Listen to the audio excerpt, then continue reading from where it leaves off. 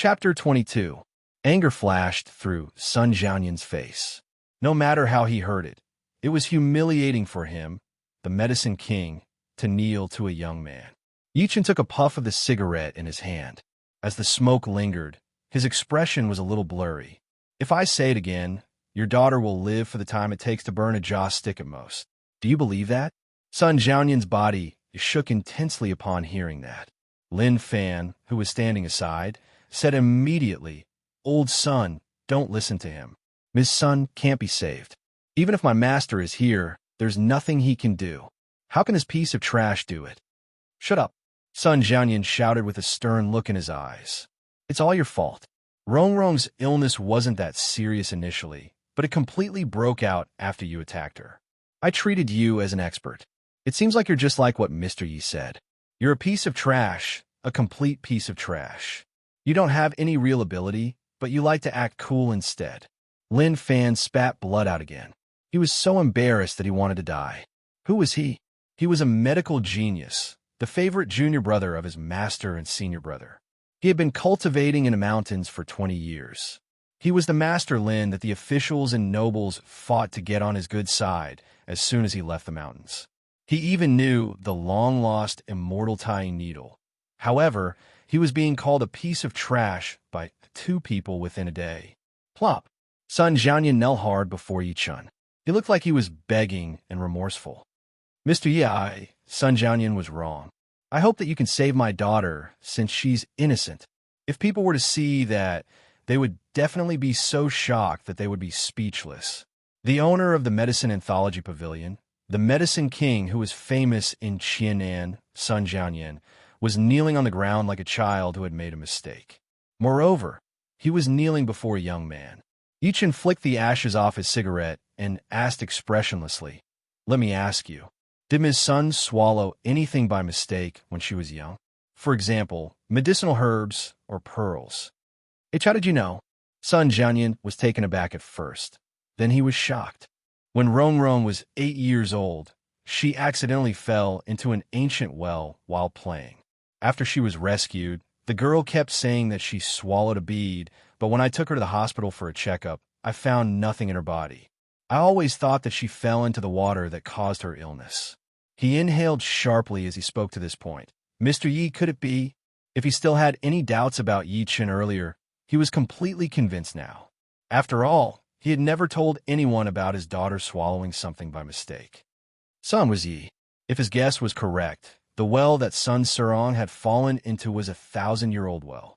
Over the years, an ice essence had formed at the bottom of the well, and Sun Serong had accidentally swallowed it when she fell into the water. The ice marrow melted as soon as it entered one's mouth. It would turn into a chill and integrate into one's flesh and blood. Therefore, no equipment could detect it. The chill would torture the person. Sun Serong must have survived until now because Sun Jianyan had been feeding her yang medicine all these years. That was how she managed to suppress the chill in her body. However, Lin Fan insisted on using the immortal tying needle to save her. It was no different from a handsome young man stripping naked and flirting with a 60-year-old widow who had been suffering from a long drought. One could imagine the outcome. "Please save her, Mr. Yi." Sun Jianyan knelt onto the ground. "Get up," Yichen said coldly. Subsequently, he got up and walked to the bed. "I like to see how you're going to revive a dead person." Lin Fan looked resentful. Until now, he did not believe that Yichen had the ability to do that. Yichen ignored him and walked straight to the bed. At that moment, Sun Sirong's entire body was frozen. She looked like an ice sculpture. Everyone stared at Yichen with their eyes wide open. They seemed to be dying to know how he was going to revive a dead person. Slap! Yichen lifted the blanket and slapped Sun Sirong's lower abdomen after lifting his hand. In the next second, the layer of ice on Sun Sirong's body melted into water. Sun Sirong's delicate body was completely drenched, revealing her exquisite curves. Slap! Yichen slapped her again.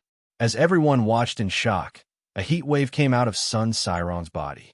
It was like the steam that came out of steaming buns. Everyone stared blankly at this scene. Meanwhile, Sun Sirong's body that was initially wet was drying at a speed that could be seen with the naked eye. Her face began to flush as if she had put on blush. After the last bit of heat disappeared, Yi Chen got up and turned his head to look at Sun Jianyan. It's done.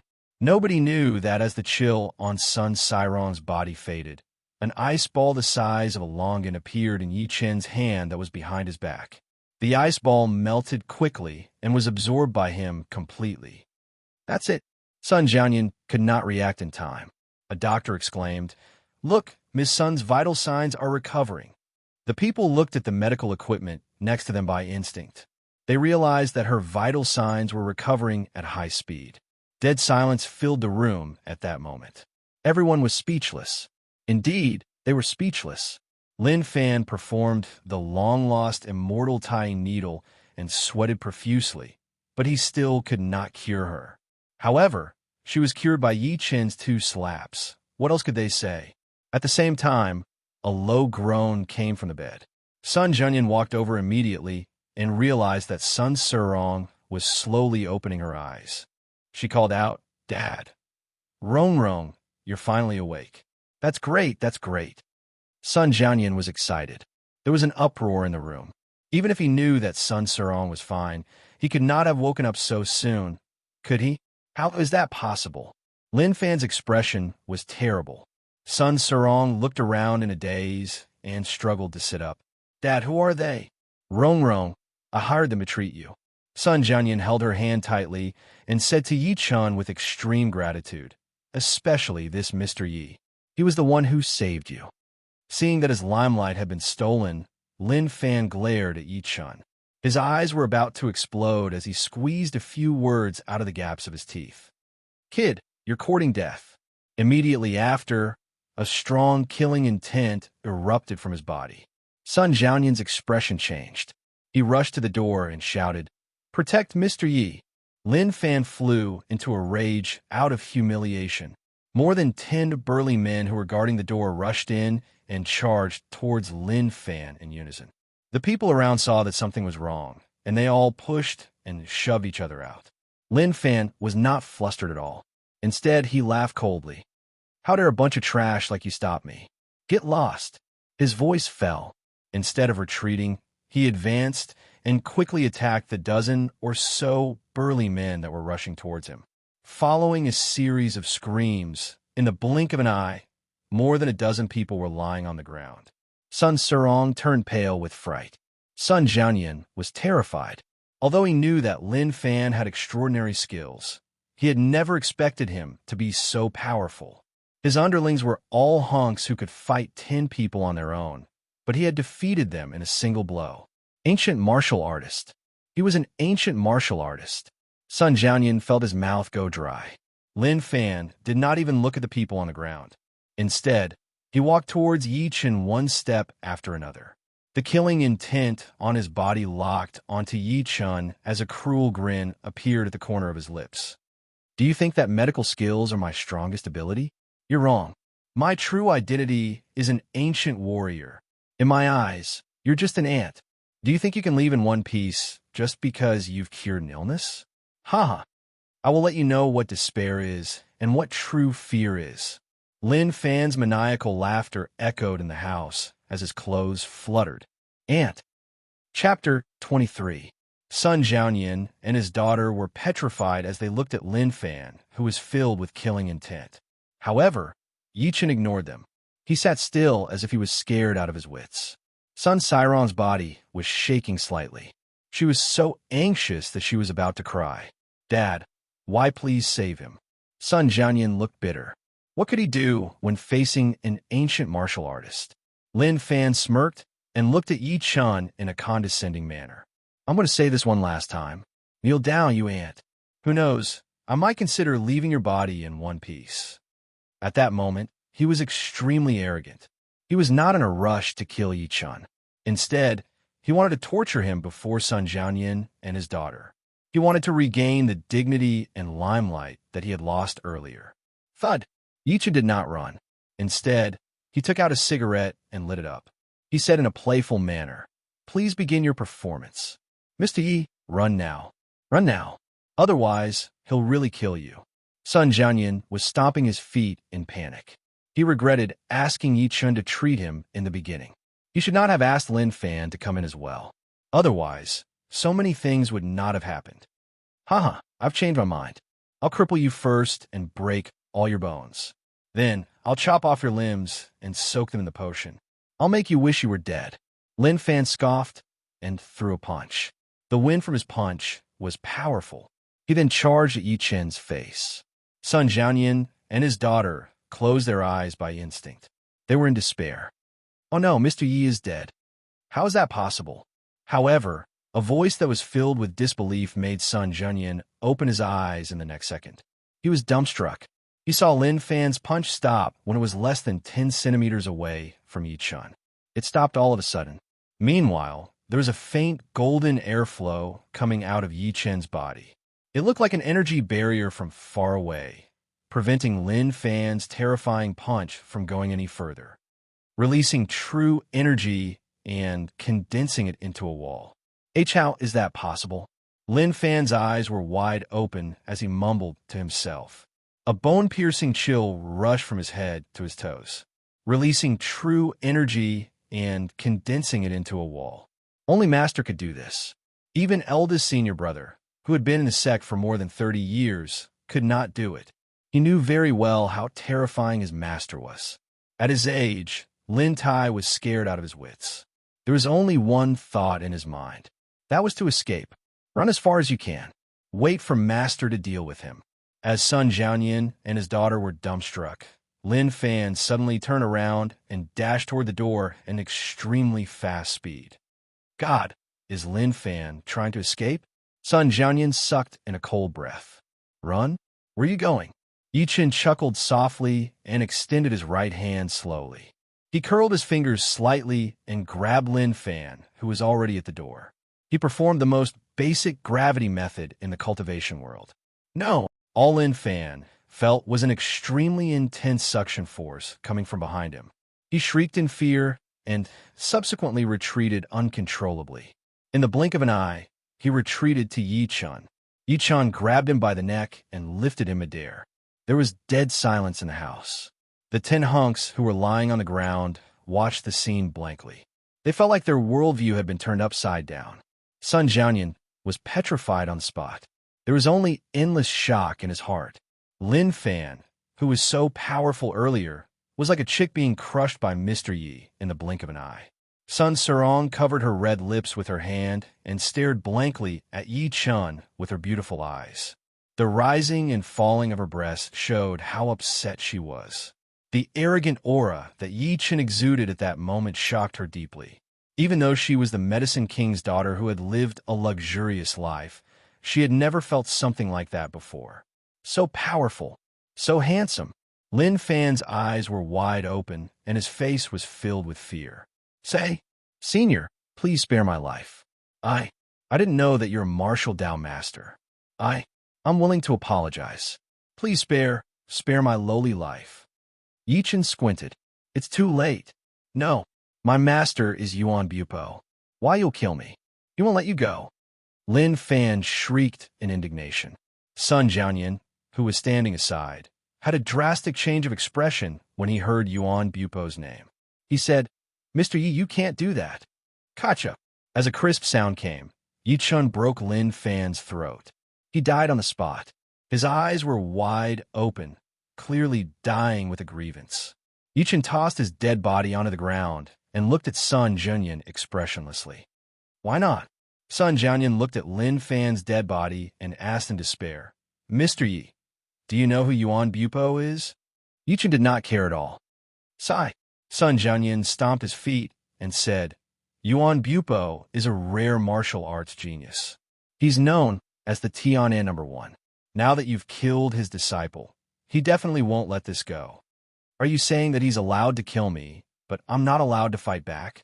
Yi Chun looked at him coldly. Sun Jianyan was speechless. So what if he's killed? Yi Chun said coldly. You can tell him my name if Yuan Bupo really comes to punish you. Yi Chun might have laughed it off if it was some random person who offended him. However, Lin Fan was different. He was an ancient martial artist who could defeat more than 10 strong hunks in an instant. If he really let him go, there would be endless trouble in the future. Sun Jianyan could only sigh. I've cured him. Now, it's time for you to fulfill your promise. Yi Chun flicked the corner of his shirt and said, Give me the heavenly spirit flower. Yes, yes, yes. Sun Jianyan could not stop nodding. Subsequently, he walked out of the house with the person on the ground. Clearly, they were going to get the heavenly spirit flower. Meanwhile, Yi Chun and Sun Serong were the only ones left in the house. Sun Serong was still immersed in the scene earlier. She only snapped back to her senses a while later. She walked to Yi Chun slowly and said while smiling, Serong thanks Mr. Yi for saving my life. She felt a little numb as she looked at Yi Chun's ugly face quietly. It's all right. We're just taking what we need. Yi Chun smiled calmly.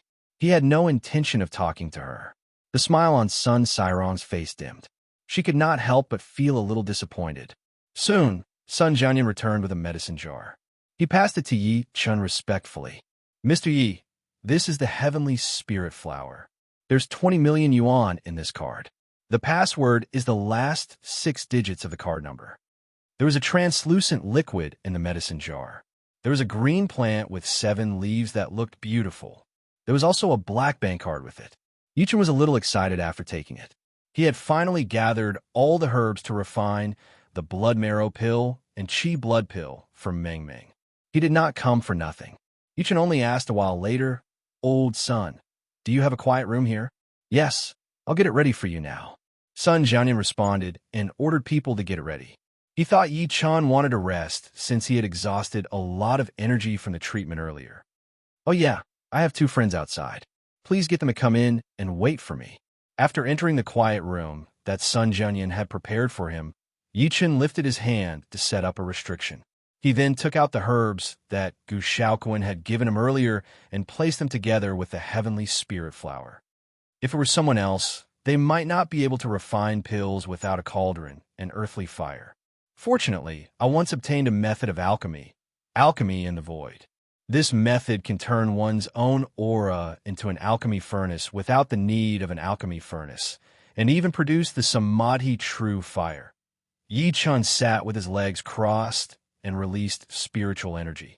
When he saw the spiritual energy in the air turn into a cauldron, he waved his arm. All of the herbs before him flew into the air. At the same time, Sun Jianyan invited Gu Shaoquan and Ah Huin. They were shocked when they found out that Yi Chun had really cured Sun Serong's illness. Sun Jianyan was also shocked by Gu Shaoquan's identity as the Gu family's young master. He thought to himself that Mr. Yi was indeed an expert. Putting aside the fact that he was proficient in medicine and martial Dao, he was even acquainted with a wealthy family like the Gu family. Meanwhile, Sun Serong stood outside the quiet room where Yi Chun was refining pills. She stared blankly at the tightly shut door. She, Sun Serong, was the Medicine King's daughter. She was also known as one of Qiannan's top 10 beauties. If an ordinary man were to see her, he would definitely be out of his mind. However, Yi Chun was different. He even had the vague intention of keeping people at a distance of 1,000 miles. This made her feel a little defeated and inferior. If it were the past, she would not have done that when she was cold to men. The image of Yi Chun killing Lin Fan had left an indelible mark in her heart. A silhouette walked to her and looked at the direction of the quiet room. He sighed. Little girl, people like Mr. Yi are destined to live in a different world from us. Moreover, I heard that Mr. Yi has a wife and a daughter. Dad, I'd really like to know what kind of woman can be his wife. Sun Serong clenched her teeth softly, feeling indignant.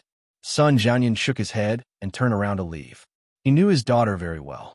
To put it nicely, she was arrogant and stubborn. She would not change her mind once she made up her mind. Chapter 24. In the car heading to the Gu residence. Although Yi Chun looked exhausted, there was joy between his brows.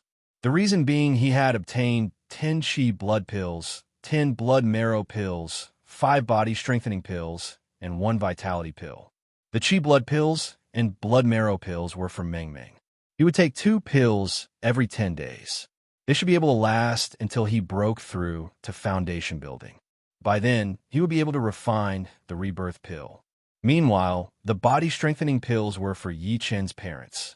The two of them had worked hard for half their lives, so they had many internal injuries such as cervical spondylosis and rheumatism. Approximately half an hour later, when the car was about to arrive at the Gu residence, he saw Old Master Gu waiting at the entrance with a bunch of people from far away. As soon as the car stopped, Old Master Gu said while laughing, "I've been waiting for so long. You're finally here, sir." "You're being too polite, Old Master. I don't deserve to be called sir. Just call me Yi-chun."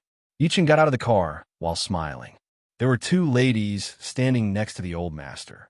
One of them was Gu Ying, whom he had fought before. Meanwhile, he had never seen the other one before. However, Gu Ying was cold to him. Clearly, she was still jealous of him for kicking her chest.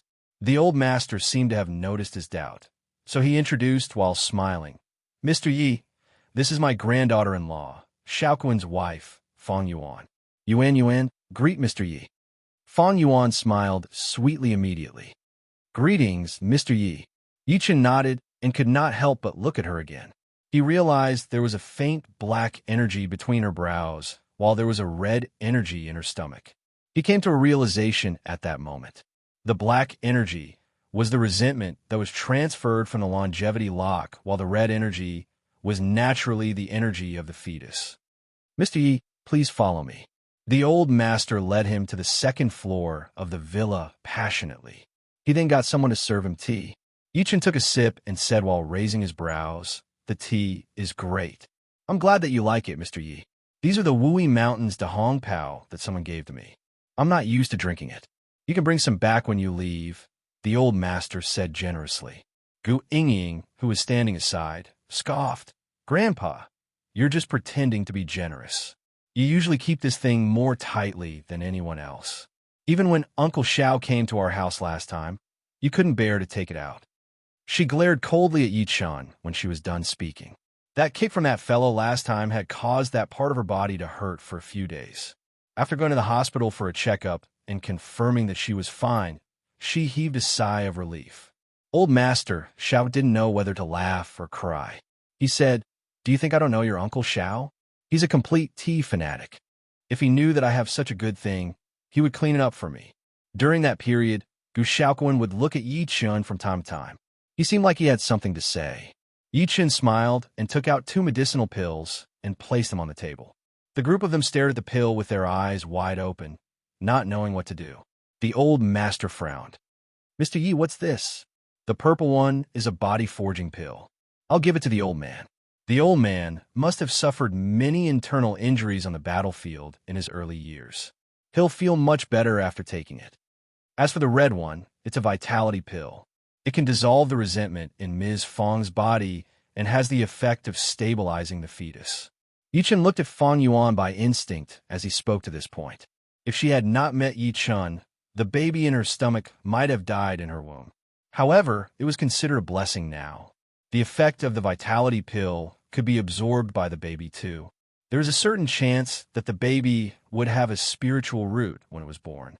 Gu Xiaoquan looked at the people and said in slight disbelief, "Mr. Yi, are you saying that these 2 medicinal pills can cure illnesses?" To the modern world, people would either look for Western medicine or Chinese medicine when they were sick. The medicine they would take would be either medicinal pills or decoctions. Speaking of medicinal pills, people would instinctively think of an ancient emperor who did not care about politics.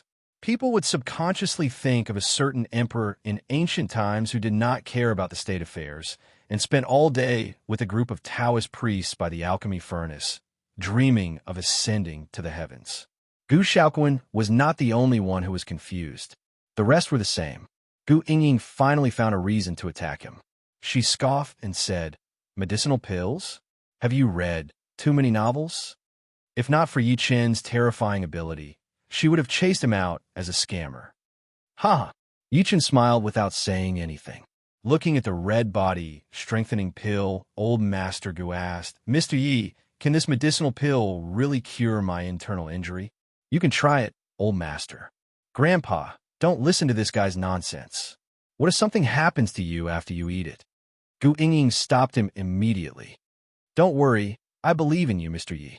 The Old Master hesitated for a moment before picking up the body strengthening pill and putting it into his mouth.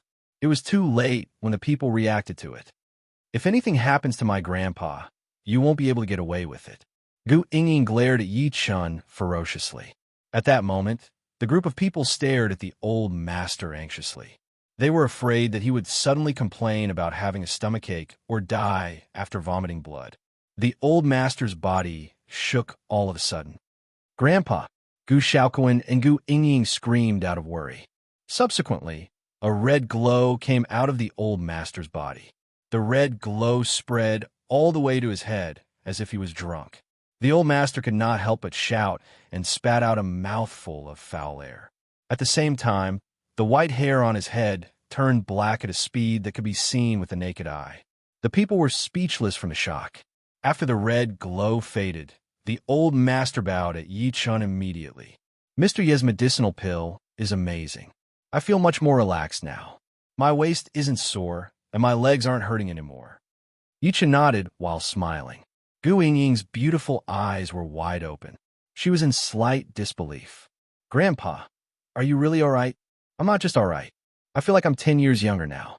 I can kill a cow with a single punch." The old master was extremely excited. Gu Yingying was relieved. She could not help but glance at Yi Chun. She thought to herself that although this guy was a little perverted, he was really capable. Gu Shaoquan only snapped back to his senses then.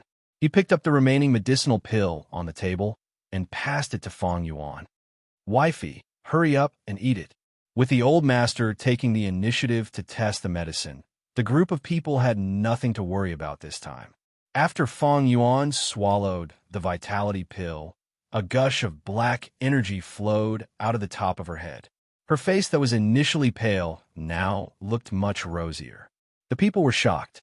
The old master could not help but be overjoyed. "Mr. Yi, thank you for helping our Gu family. Our Gu family is extremely grateful. From now on, our Gu family will definitely do our best to help you with anything you need." Gu Shaoquan took out a Lamborghini car key and passed it to Yi Chun. He said, "That's right, Mr. Yi. I was disrespectful to you earlier, but you didn't hold it against me. I'm ashamed that I can't repay you. Take this. Also, I'll give you the company that my wife works for." Yi Chun was between laughter and tears. Just when he was going to reject it, the old master said firmly, "Please don't reject it, Mr. Yi." Yi Chun had no choice but to take the car key. Gu Shaoquan then said, while smiling, "The transfer of the car will be done within 3 days. As for the company, Fang Yuan owns 60% of the shares. After transferring the shares to you, we'll hold a shareholders' meeting to appoint another director. Don't worry about that." Chapter 25. Why are you asking about this person all of a sudden, Mr. Yi? The smile on old Master Gu's face was gone. He looked rather fearful. Yi Chun smiled and said casually, "It's not that I'm asking about him all of a sudden, but I killed a useless disciple of his earlier." The room fell into silence as soon as he was done speaking. Gu Shaoquan, his wife, and Gu Yingying had a change of expression. None of them were ordinary people.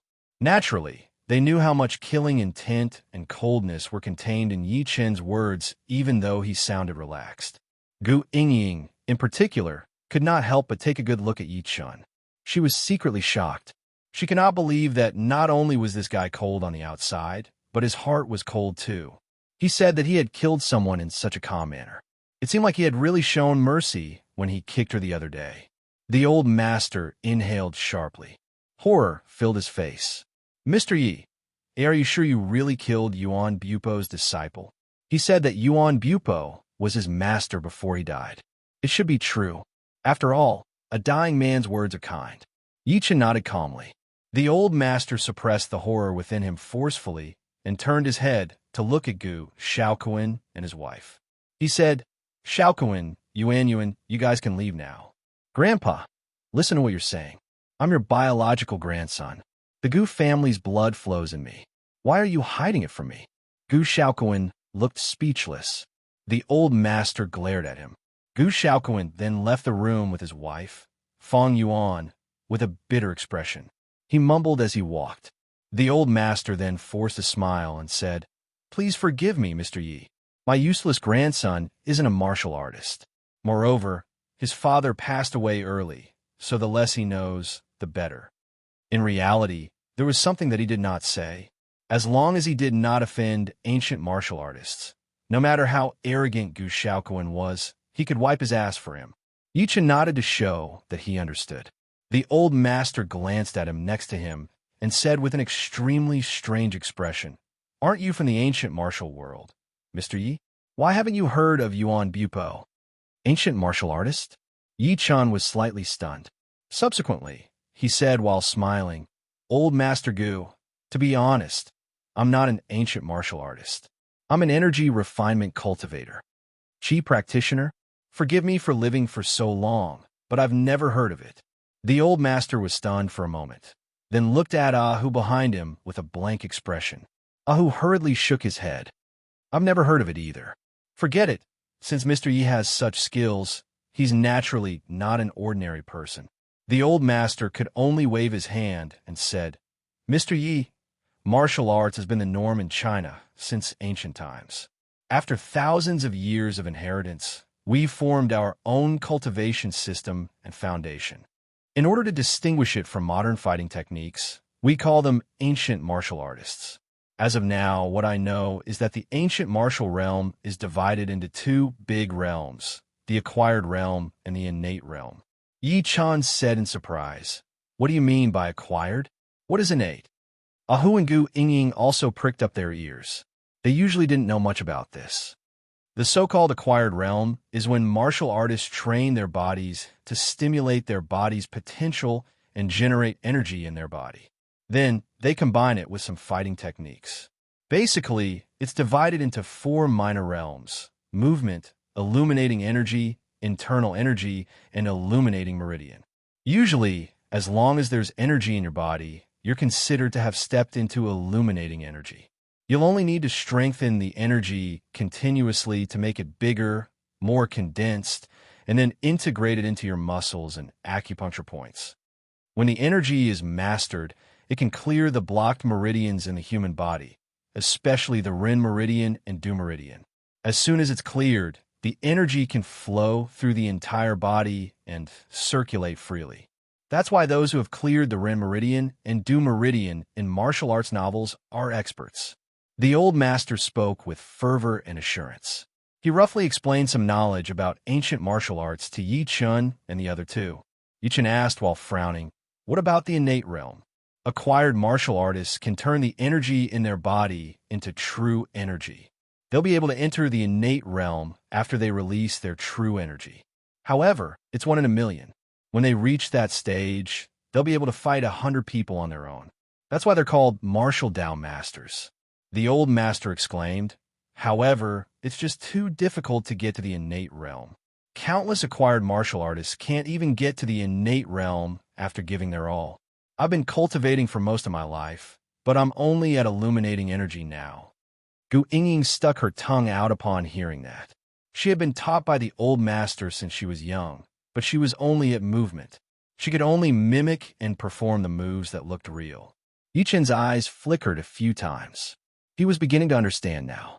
Ancient martial artists focused on their bodies and energy. Moreover, energy could not be absorbed from the outside world. It had to be condensed on their own. Meanwhile, cultivators absorbed spiritual energy from heaven and earth and converted it into spiritual power. They focused on supernatural powers, magic treasures, formations, talismans, and other external items. He then went back to the topic. "Since the old master is so afraid of him, I suppose this Yuan Bupo must be on the legendary innate realm, which means he's a martial Dao master, right?" "That's right." The old master nodded with an extremely serious expression. Not only is Yuan Bupo a martial Dao master, but he's also the #1 in the 3 provinces of Tianan. He's been famous for decades. He's one of the powerhouses among the martial Dao masters. One can say that he's the uncrowned king of the entire Tianan. Even my Gu family has to look up to him. The old master took a deep breath in as he spoke to this point. Not only is he the #1 in Tianan, but he's also one of the 5 powerhouses: Eastern Superior, Western Overlord, Southern Killer, Northern Devil, and Unquestionable Sword. He's known as the Southern Killer. Grandpa, does this Eastern Superior that you're talking about represent the 5 powerhouses? Gu Yingying could not help but ask. Yichen was also extremely curious. The old master nodded. That's right. They represent the 5 famous innate stage powerhouses. They're Eastern Superior Ning, Western Overlord Chao, Southern Killer Yuan, Northern Devil Jiang, and Unquestionable Sword. Of course, those are just nicknames. I've no idea what their real names are. Grandpa, who's more powerful among the 5? Gu Yingying's pretty face was flushing while excitement filled her beautiful eyes. The old master glanced at her helplessly. As the saying goes, there's no first in literature, and there's no second in martial arts. At that level, there's no difference between the strong and the weak when it comes to life and death. Moreover, I've never heard of any of them fighting before. Yichen secretly nodded. In this peaceful world, it would not be as chaotic as the cultivation world. Moreover, he believed that since such people existed, there must be rules that restrain them. Otherwise, it would have been a mess long ago. Oh, Gu Yingying gave a short response and looked disappointed. She asked again, Grandpa, apart from the 5 of them, are there any others? Yes. The old master was straightforward this time. He said, apart from the Eastern, Western, Northern, and Southern killers, there are a few more in Beijing. For example, the Zhan family's genius, Zhan Kunlun, the Su family's son, Su Qilin, and the Zhongnan Sea's madman, Han Xiaotian. However, their identities are mysterious, and they keep a low profile. Oh yeah, the old master seemed to have recalled something. He said while smiling, something interesting happened 8 days ago. I heard that an expert appeared at the foot of Mount Tai. His name is the Unparalleled Sword. As soon as this person appeared, he went around challenging experts. Moreover, he crushed all of them along the way, shocking the ancient martial world. At the foot of Mount Tai, 8 days ago, Yichen's heart skipped a beat upon hearing that. He asked, the Unparalleled Sword? 8 days ago was the time he returned to Earth. He had also walked out from the foot of Mount Tai. That's right. Why would someone have the surname Jian? That's funny. Gu Yingying snickered. She wondered if there was someone with the surname Dao. The old master shook his head. It should be a nickname. Anyway, I heard that this person is very young. I don't think he's even 18 years old. He wears white and carries a broken sword on his back. He's very cold and doesn't like to talk. However, he'll challenge anyone with a sword. If he wins, he'll leave after saying something. What did he say? Sigh, old master, stop keeping us in suspense. Even Ahu, who had been silent, could no longer sit still. The old master said with a strange expression, that person said that you don't know swords and you're not worthy of using them. In this world, only my master knows swords. If I find out that you use a sword again, I'll definitely chop your head off. Gu Yingying was shaking from joy. This person is so Chinibyu. Could he be a Chinibyu? Or did he suffer from chi deviation? I'm not sure about that. The old master shook his head and looked at Yichen.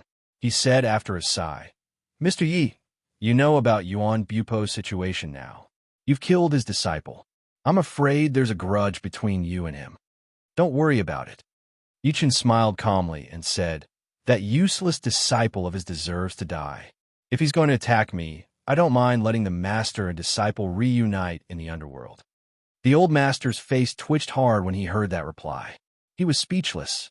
Gu Yingying, on the other hand, scoffed. He's a martial Dao master who's been famous for many years.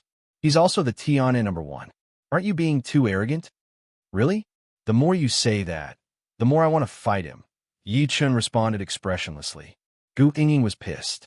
The old master glared at him immediately and smiled awkwardly. Mr. Yi, I've spoiled Yingying since she was young. She's rude. Please don't take it to heart.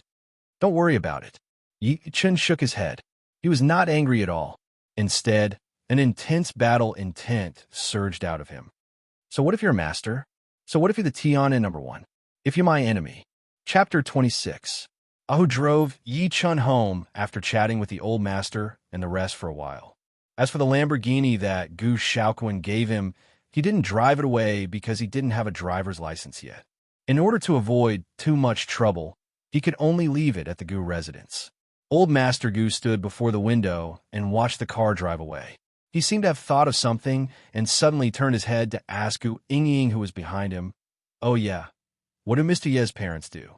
"One is a security guard, and the other seems to be a cleaner," Gu Ying said after thinking about it.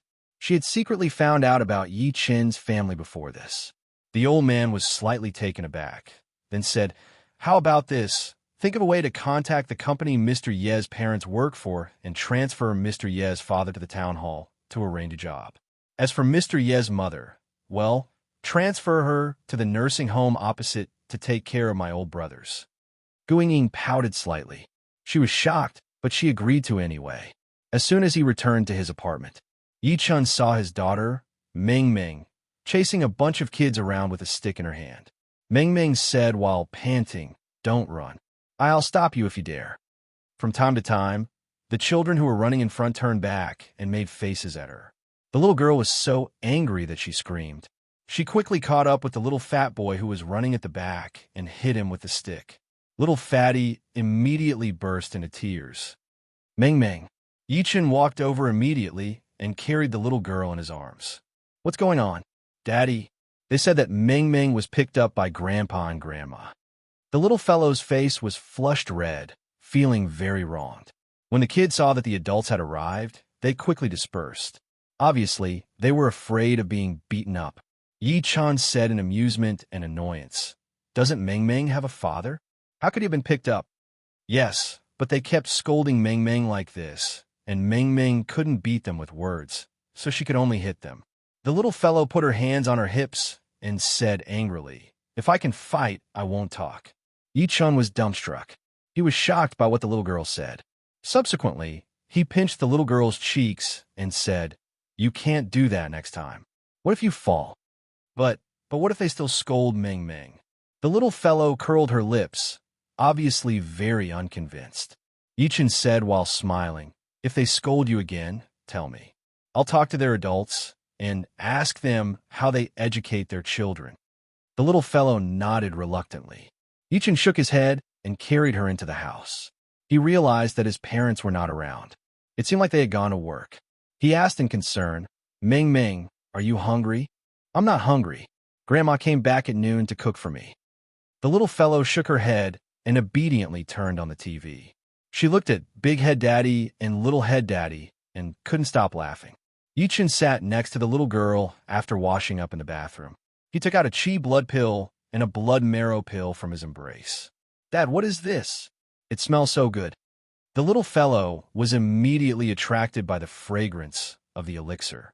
His eyes widened in curiosity. Yi Chun said while smiling, "These are the candies Daddy bought for you." "Sugar? Is it delicious?" The little guy's eyes lit up, and he couldn't help but swallow a mouthful of saliva. "It's delicious." The little girl took the chi blood pill and put it in her mouth immediately. She cried after tasting it, and her little face collapsed completely. Yi Chen's heart skipped a beat. He thought to himself that there shouldn't be anything wrong with the elixir that he refined. Moreover, old Master Gu was fine after eating it too. "It's bitter. It's so bitter. Daddy lied to me. Daddy is a bad guy." The little girl cried with tears all over her face. Yi Chun was relieved. He got up and poured her a glass of water. He comforted her. "Daddy really didn't lie to you. This candy is bitter in the beginning, but it'll be sweet later on." The little fellow only felt better after gulping down half a cup of water. "How is it? I didn't lie to you, did I?" Yi Chun asked carefully. The little girl squinted and revealed an expression of enjoyment. "It's so comfortable. I feel warm all over. Here, eat this one too." Yi Chun passed the remaining blood marrow pill to her. The little girl pouted and was going to reject it. Yi Chun said immediately, "Be good, Meng Meng. As long as you eat it, I'll bring you out a play tomorrow." "Really? Daddy, you can't lie to me. I've never seen a monkey or an elephant." The little girl's eyes lit up. "Really? I'll bring you out tomorrow." The little girl then smiled in satisfaction. She ate the blood marrow pill and drank half a glass of water. Yi Chun held her hand and sensed it carefully. He was relieved after realizing that the poison in her body was suppressed. The little girl ran into his embrace and lifted her head to look at him. She said while blinking, "Daddy, I miss Mommy." Yi Chun was shocked. He stretched his arm out and pinched her cheeks. He comforted her. Daddy misses Mommy too. I'll bring you to see Mommy when you're cured. Okay? Mommy will be sad if she sees that you're not well. Hum. The little girl nodded obediently. I must be well. Daddy must be well too. That'll make Mommy happy. Yi-Chin smiled and was going to pinch her cheeks again. The little girl dodged immediately and scoffed. Daddy, stop pinching my cheeks. If you make my cheeks bigger, Mommy won't be able to recognize me. You're smart. Yi-Chin could not help but pat her head. He felt warmth flowing in his heart. This was the life that he wanted. Without his parents, wife, and daughter, what was the point even if he lived for 1,000 years and was indestructible? Over 10 minutes later, his daughter fell asleep quietly in his embrace. Yi-Chin got up and carried her back to the room. He only came out after covering her with a blanket. When it was around 6 in the evening, Yi-Hai and Wu-Lan returned. When it was time to eat, Yi-Chan fed his parents the body-strengthening pills that he had prepared earlier. The two old men were shocked to find out that their bodies had improved a lot. Their white hair turned black, and they looked 20 years younger. Yi-Chan explained to the two old men that it was a new medicine that he had brought back throughout the years. Fortunately, the two old men did not ask too much. After his parents fell asleep, Yi-Chan returned to his room and began cultivating. He knew that there were many things that he had to face. Going to Beijing 3 months later aside, there was someone above his head at the moment. The Tianan #1, Yuan Bupo. Over an hour later, Yi-Chan slowly recovered from his cultivation. He looked rather disappointed. What a pity. I was so close to breaking through to intermediate stage spirit assembly. It seems like I'll have to refine some medicinal pills for cultivation in the future. At that moment, his phone vibrated. It was an unknown number from Tianan. Yi-Chan picked up the call while frowning. Chapter 27. It was a weekend morning. Yi-Chan was sleeping soundly when he heard Meng Meng knocking on the door. Open the door, Daddy. It's time to wake up. Yi-Chan opened his eyes and glanced out of the window. He realized that the sky was already bright, so he opened the door after putting on his shoes. He saw Meng Meng babbling at the door in her pajamas. Her little face was filled with excitement. Meng Meng pounced at him the moment he opened the door. Yi-Chan squatted down immediately to catch her, afraid that she would fall. Meng Meng hugged his neck and rolled her charming eyes at him. Daddy, I've been knocking for a long time. Why did you only open the door now? I was sleeping too deeply. I'm apologizing to you, okay? Yi-Chan smiled awkwardly. He had received a call from Lin Tai in the middle of the night last night. He had agreed to have dinner tonight, and he had been thinking about something, so he slept late. Meng Meng scoffed arrogantly and said while pouting, Daddy is a lazy pig, a big lazy pig. If Daddy is a big lazy pig, doesn't that mean my Meng Meng is a little lazy pig? Yi-Chan pinched Meng Meng's soft little hand and said in between tears and laughter, Daddy, you're naughty. I'm not a pig. Meng Meng could not stop pinching the stubble on his chin while giggling. His mother, Wu Lan's voice came from the kitchen.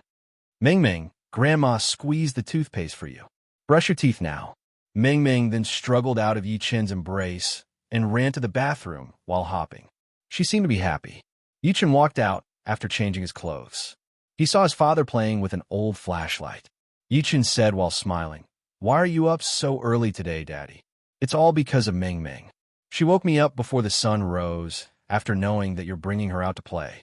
She can't wait to fly out now. Yi-Hai yawned and said, feeling annoyed and amused at the same time. Yi-Chen looked in the direction of the bathroom and noticed that the little girl was holding a big teacup while brushing her teeth next to the basin. There was even a stool under her feet. She looked so cute that one could not help but laugh. Yi-Hai took out 1,000 yuan and passed it to Yi-Chan. He said while smiling, Take this money. Bring Meng Meng out to play today. Buy her whatever she wants. Speaking of which, your mom and I are ashamed. We're usually busy, so we've never brought Meng Meng to the zoo, even though she's grown up. Dad, I have the money. Take it back. Yi-Chan shook his head and secretly decided to withdraw some money from the bank when he got out. He would spend it on himself and give some to his parents. Yi-Hai looked at him. Seeing that his expression didn't seem to be fake, he didn't force it. After a while, the little fellow walked out of the room wearing a blue and white dress. Her hair was tied up in a bun. She pulled the hem of the dress and said with anticipation, Daddy, Does this dress look good? You look good. My Ming Ming looks good no matter what she wears. Yichen took a good look at her, his eyes filled with love. The little girl smiled sweetly after being complimented. She seemed to be very happy. His mother walked into the kitchen to make breakfast after helping the little girl get dressed. The little girl grew impatient when she was halfway through her breakfast.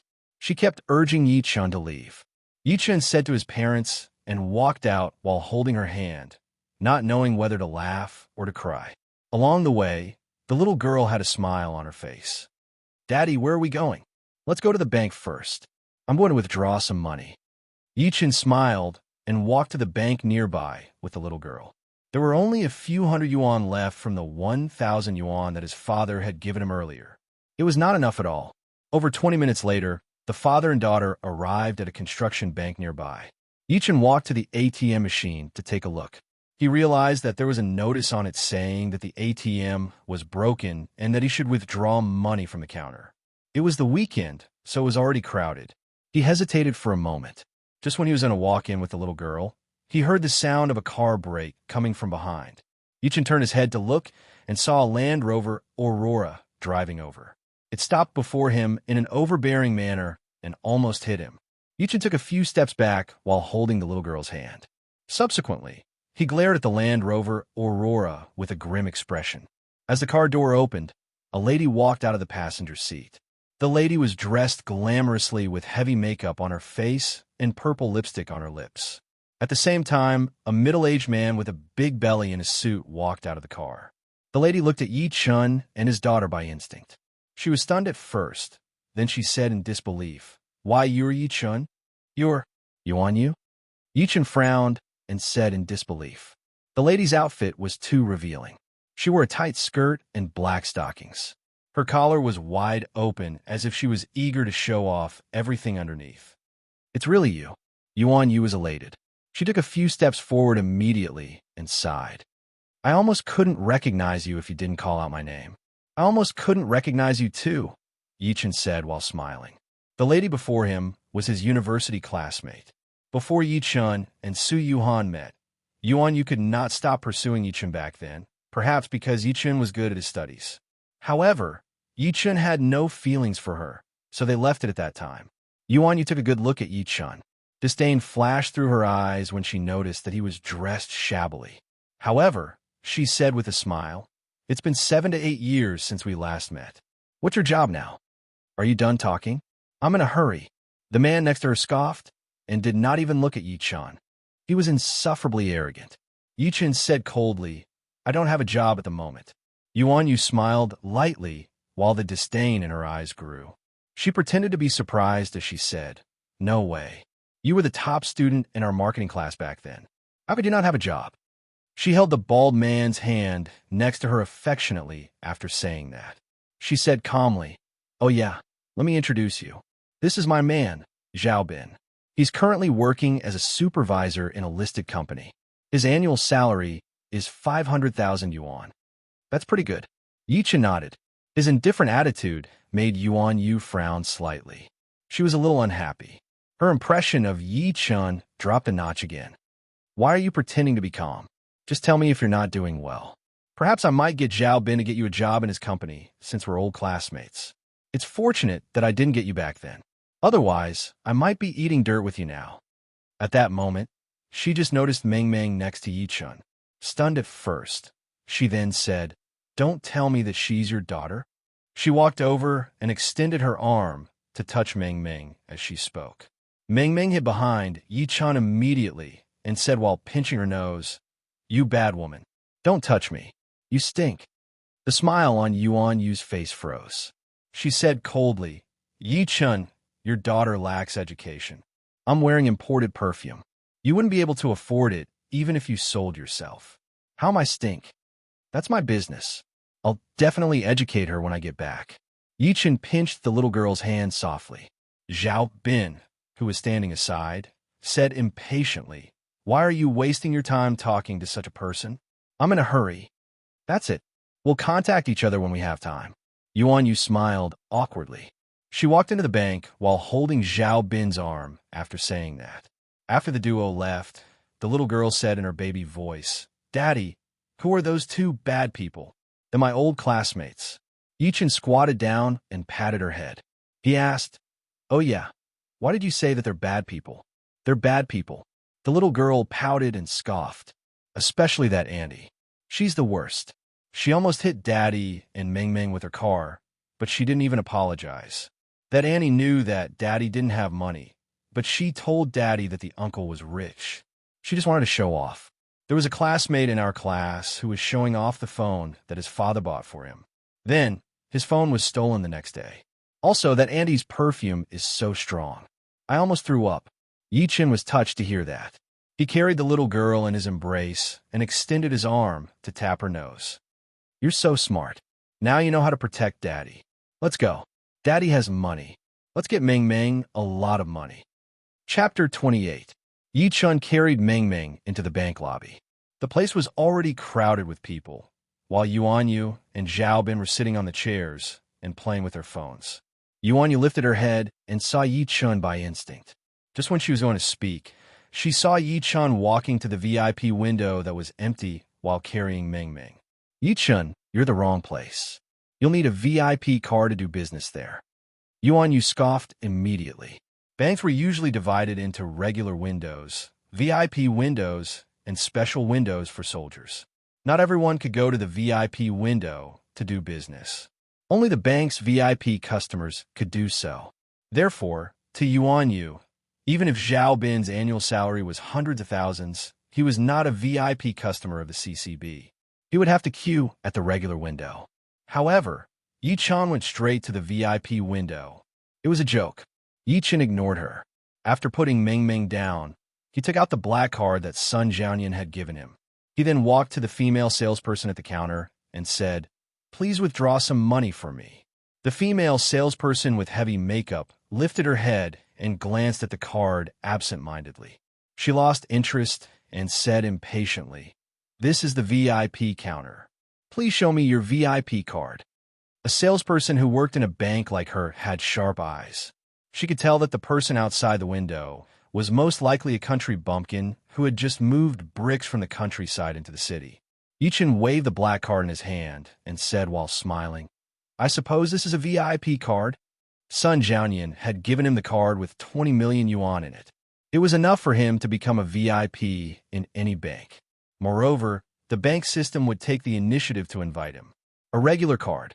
Please apply at the window next door," the female salesperson said without even lifting her head. The computer screen switched to landlord. She clicked the mouse and played the game.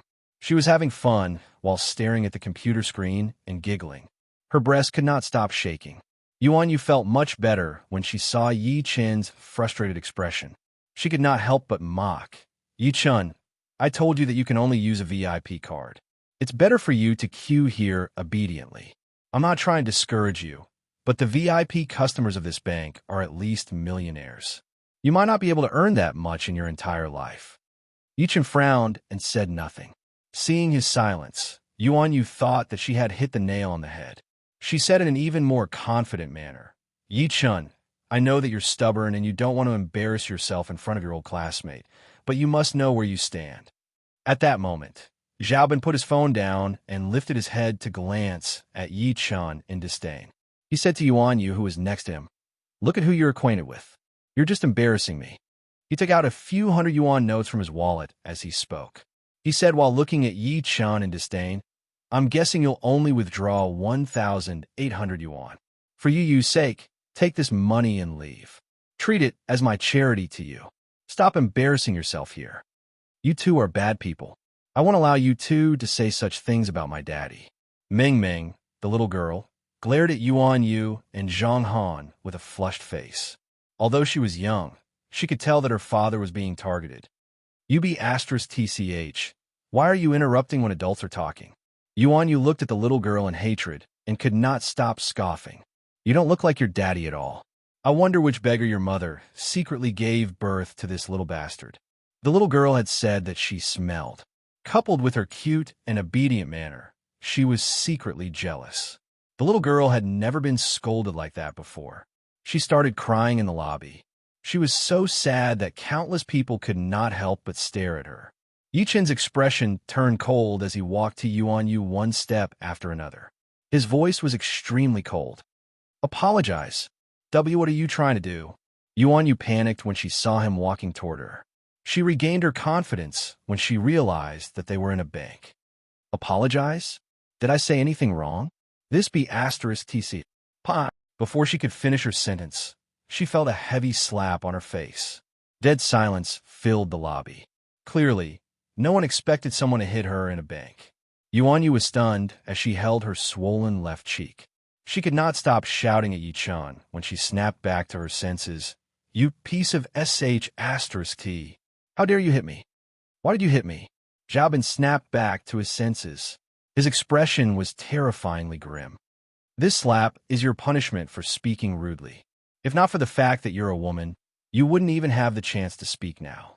The temperature in the lobby seemed to drop by over 10 degrees as soon as Yi Chen's extremely cold voice was heard. He had ignored Yuan Yu earlier purely because they were old classmates. Never had he thought that this woman would take a mile after being given an inch. A dragon had a reverse scale. One would definitely die if one touched it. His reverse scale was his family. Meng Meng stopped crying at that moment. She clapped her hands in joy with her eyes wide open. Good job, Daddy. Good job. If you can fight, you won't say anything. Yuan Yu's face turned pale. She opened her mouth and wanted to scold by instinct. However, she swallowed her words when she saw Yi Chen's murderous gaze. Subsequently, she screamed like a crazy woman, Security. Where are the security guards? I've been hit. A security guard in uniform walked over from outside the bank. Zhao Bin pointed at Yi Chen and said as soon as he saw him, Security, this brat hit my wife. I'm calling the police. The security guard nodded and walked to Yi Chen quickly. He said expressionlessly, Sir, please get out. Now. The little girl held Yi Chen's hand tightly and called out anxiously, Daddy. Resentment and elation flashed through Yuan Yu and Zhao Bin's eyes when they saw that. Seeing that Yi Chen was not moving, the security guard stretched his arm out to grab Yi Chen immediately. Subsequently, his expression changed as he was shocked to find out that Yi Chen had grabbed his hand. His joints were cracking from Yi Chen's immense strength. Help! Help! The security guard screamed in pain. Wait! At that moment, an unusually cold voice came from the lobby. Everyone looked over and saw a beautiful woman in a black suit walking in from outside. The lady had a president badge pinned on her chest, shocking everyone. Joy filled Yuan Yu's face instantly. Great, now even the president is here. Let's see what you're going to do later, Yi. The security guard went over immediately. President Shun. President Shun waved and subsequently walked to Yi Chen. She bowed in all seriousness and said respectfully, I'm sorry, sir. I'm sorry. Can I help you? At that moment, the entire lobby fell into silence. Everyone watched everything with their eyes wide open in disbelief as if they had been petrified. Especially Yuan Yu and Zhao Bin. The smiles on their faces froze. How was that possible? She was the president. She had a lot of money in her hands. She was equivalent to the god of fortune. Even some of the bosses in the city government dared not offend her. However, she was so respectful to Yi Chen now. Chapter 29. I don't need your service. I just want to withdraw money. Yi Chen did not even look at President Shun. His expression was cold. You want to serve me when you're so ugly? Sure, please give me a moment. I'll handle it for you as soon as I can. President Shun bent over and took the black card from Yi Chen's hand respectfully. She walked to the VIP counter and handled it for Yi Chen personally after replacing the female saleswoman. Yuan Yu glared at Yi Chen in utter resentment. The president of the bank is serving you personally. Even the bank's VIPs don't get such treatment. I like to see how much you can withdraw. If he only took 1,800 yuan, then today's matter would be a lot of fun. After swiping the black card, 7 zeros popped up on the computer after Yi Chen keyed in the password. 20 million yuan.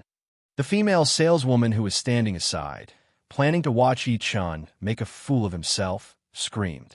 Shock filled her face as she covered her mouth tightly with both of her hands. She looked like she could not believe it. The crowd gasped at the moment. In the beginning, nobody understood how Yi Chen who was dressed shabbily, had alerted President Shun.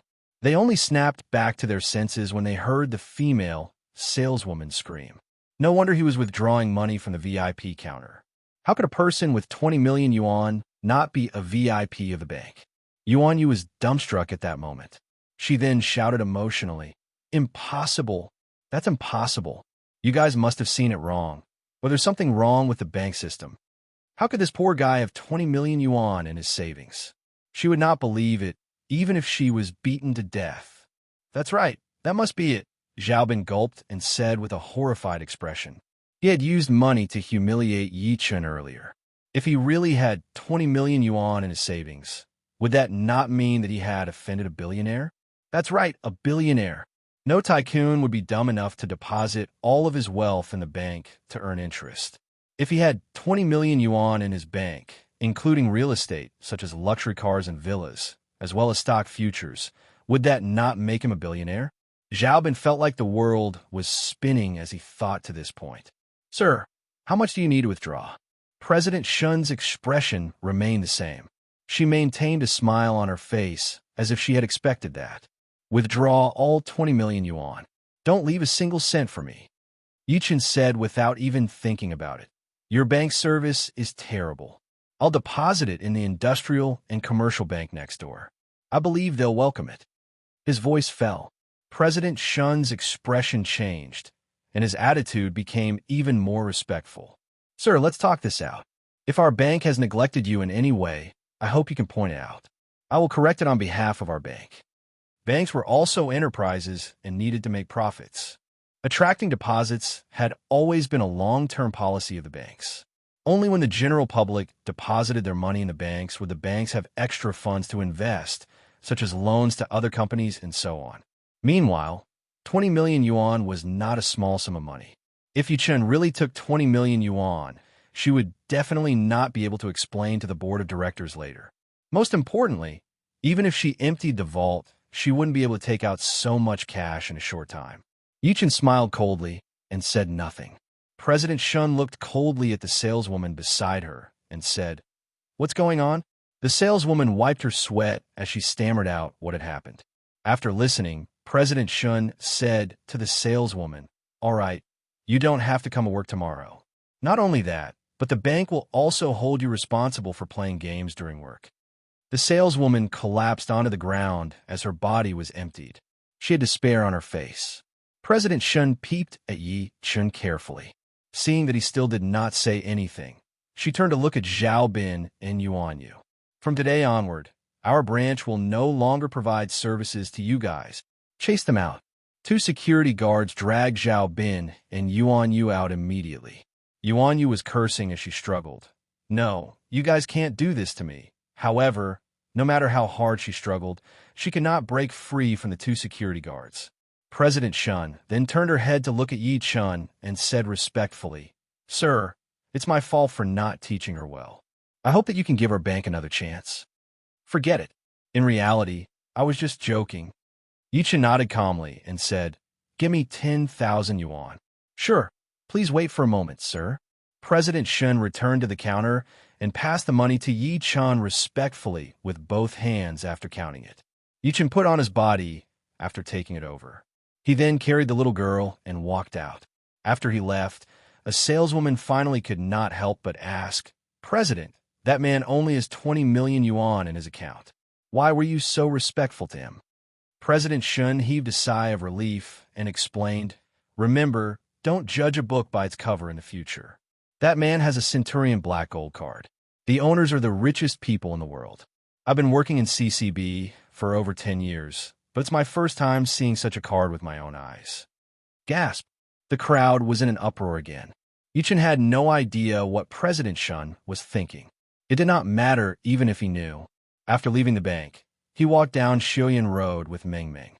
Since it was the weekend, there were many people on the road. Ming Ming was curious about everything. She would point at the things by the road occasionally and chatter. "Daddy, there are so many cars. Daddy, look, it's a Tonghu. Daddy, I want that balloon." Yi Chun fulfilled all of Ming Ming's requests while smiling. Soon, she had many things in her hands. She looked satisfied, especially when they arrived at the zoo, Meng Meng was so excited to see the animals in the cages that she could not wait to shake their hands and hug them. After Yi Chun brought Meng Meng out of the supermarket, Meng Meng ran to the claw machine at the entrance immediately. Her eyes were filled with stars when she saw the various dolls in it. "Daddy, I want to grab a doll. The pink one." Yi Chun smiled and exchanged 10 yuan into coins. He then inserted a coin for Meng Meng. Meng Meng controlled the joystick to grab the big Minnie Mouse doll in the middle immediately. Unfortunately, the hook did not even touch the side of the doll. "It's so hard to grab it. Forget it. I'm not playing anymore." Meng Meng was a little discouraged seeing that she could not grab it. "Come, let Daddy grab it for you." Yi Chun patted her head and squatted down to insert another coin. Meng Meng's eyes were wide open as she said nervously, "Daddy, you must grab it." The hook caught the Minnie Mouse doll accurately. Meng Meng was so excited that her cheeks were flushing. She tiptoed and kissed Yi Chun's cheek. I got it. You're the best, Daddy." "Do you want more?" Yi Chun asked while smiling. Meng Meng could not stop nodding like a chick pecking on rice. "Yes, Daddy, I want more." Yi Chun inserted a coin again. He would grab it every time without exception. Soon, Meng Meng had so many dolls in her hand that she could not hold them all. The series of events attracted many passers-by's attention.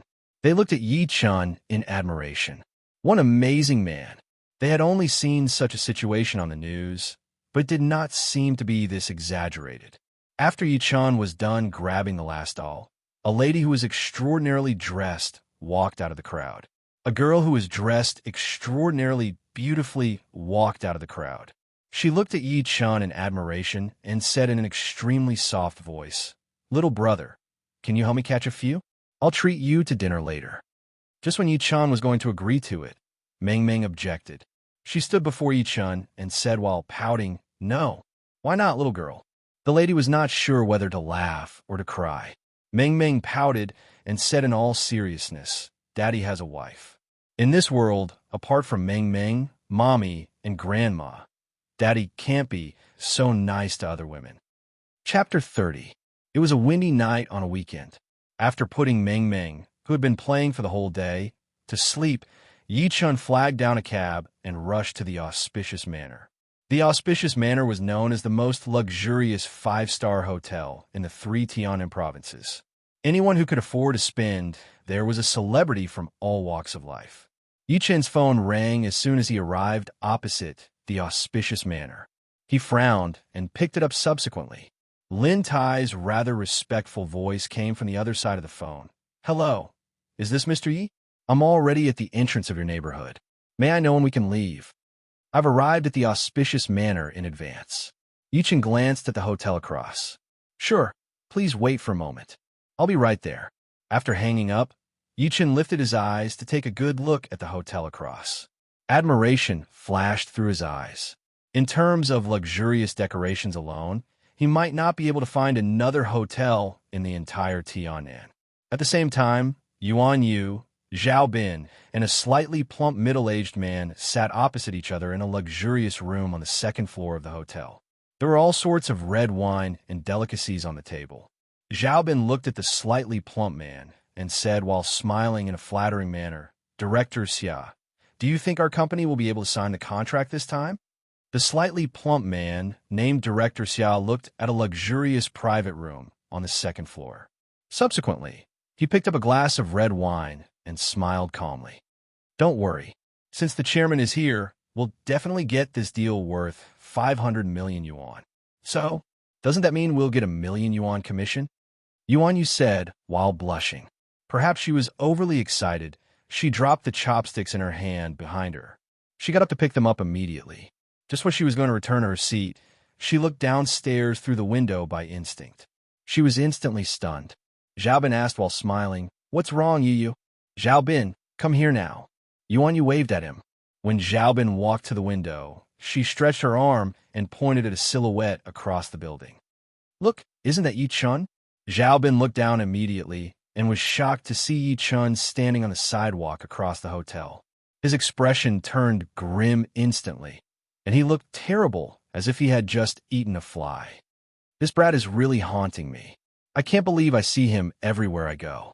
As soon as he thought of the scene where the two of them were chased out of the bank during the day, he felt his face burning, as if he had suffered some great humiliation.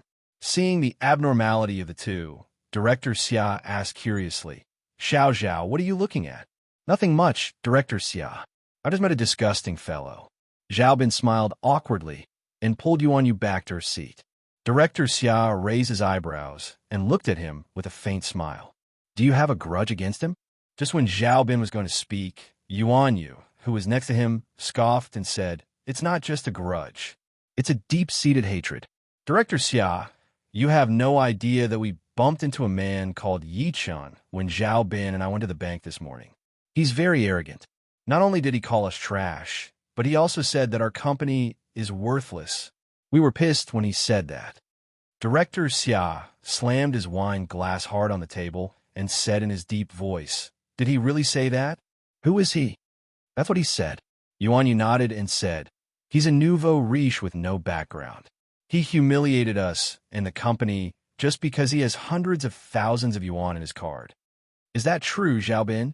Director Xia looked at Zhao Bin, his expression getting more and more terrible. Zhao Bin nodded immediately. "Great, that's great." Director Xia scoffed and got up. "Let's go. Bring me there. I like to see where he gets his confidence from." Zhao Bin followed him immediately. Yu, who was the last to leave, smiled in resentment. "Yi, don't think that you're so great just because you have 20 million yuan. Director Xia is the founding father of our company. His annual dividends are more than 20 million yuan. You'll suffer later." Just when Yi Chun was going to enter, when he arrived at the hotel entrance, he saw 3 people walking toward him.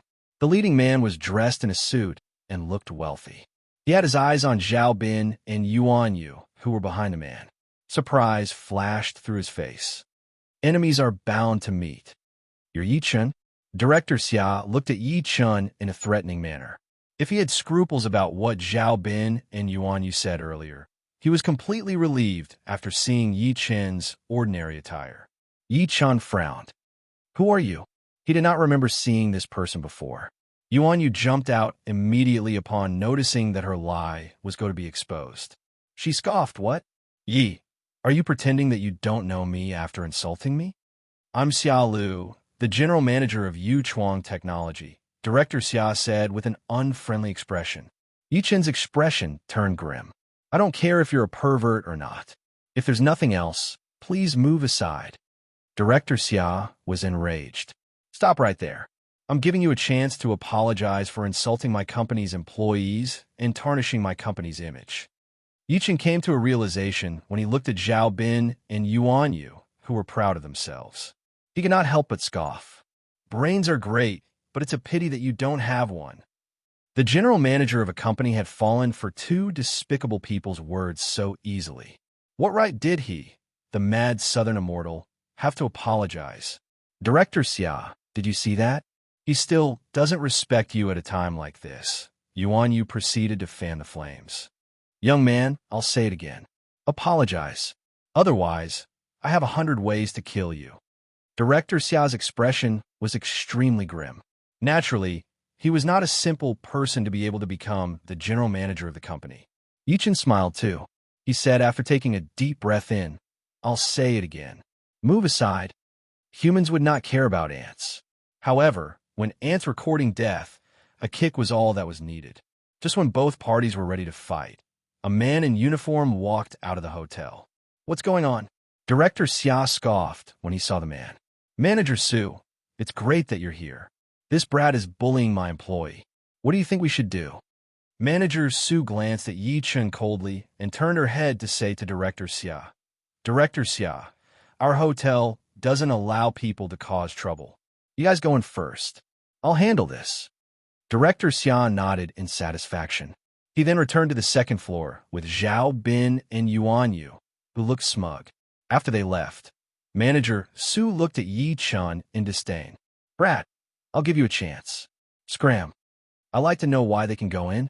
"I can't go in," Yi Chun said calmly. Manager Su scoffed immediately. "He's the director of the company. How can you compare yourself to him? Moreover, you've offended Director Xia.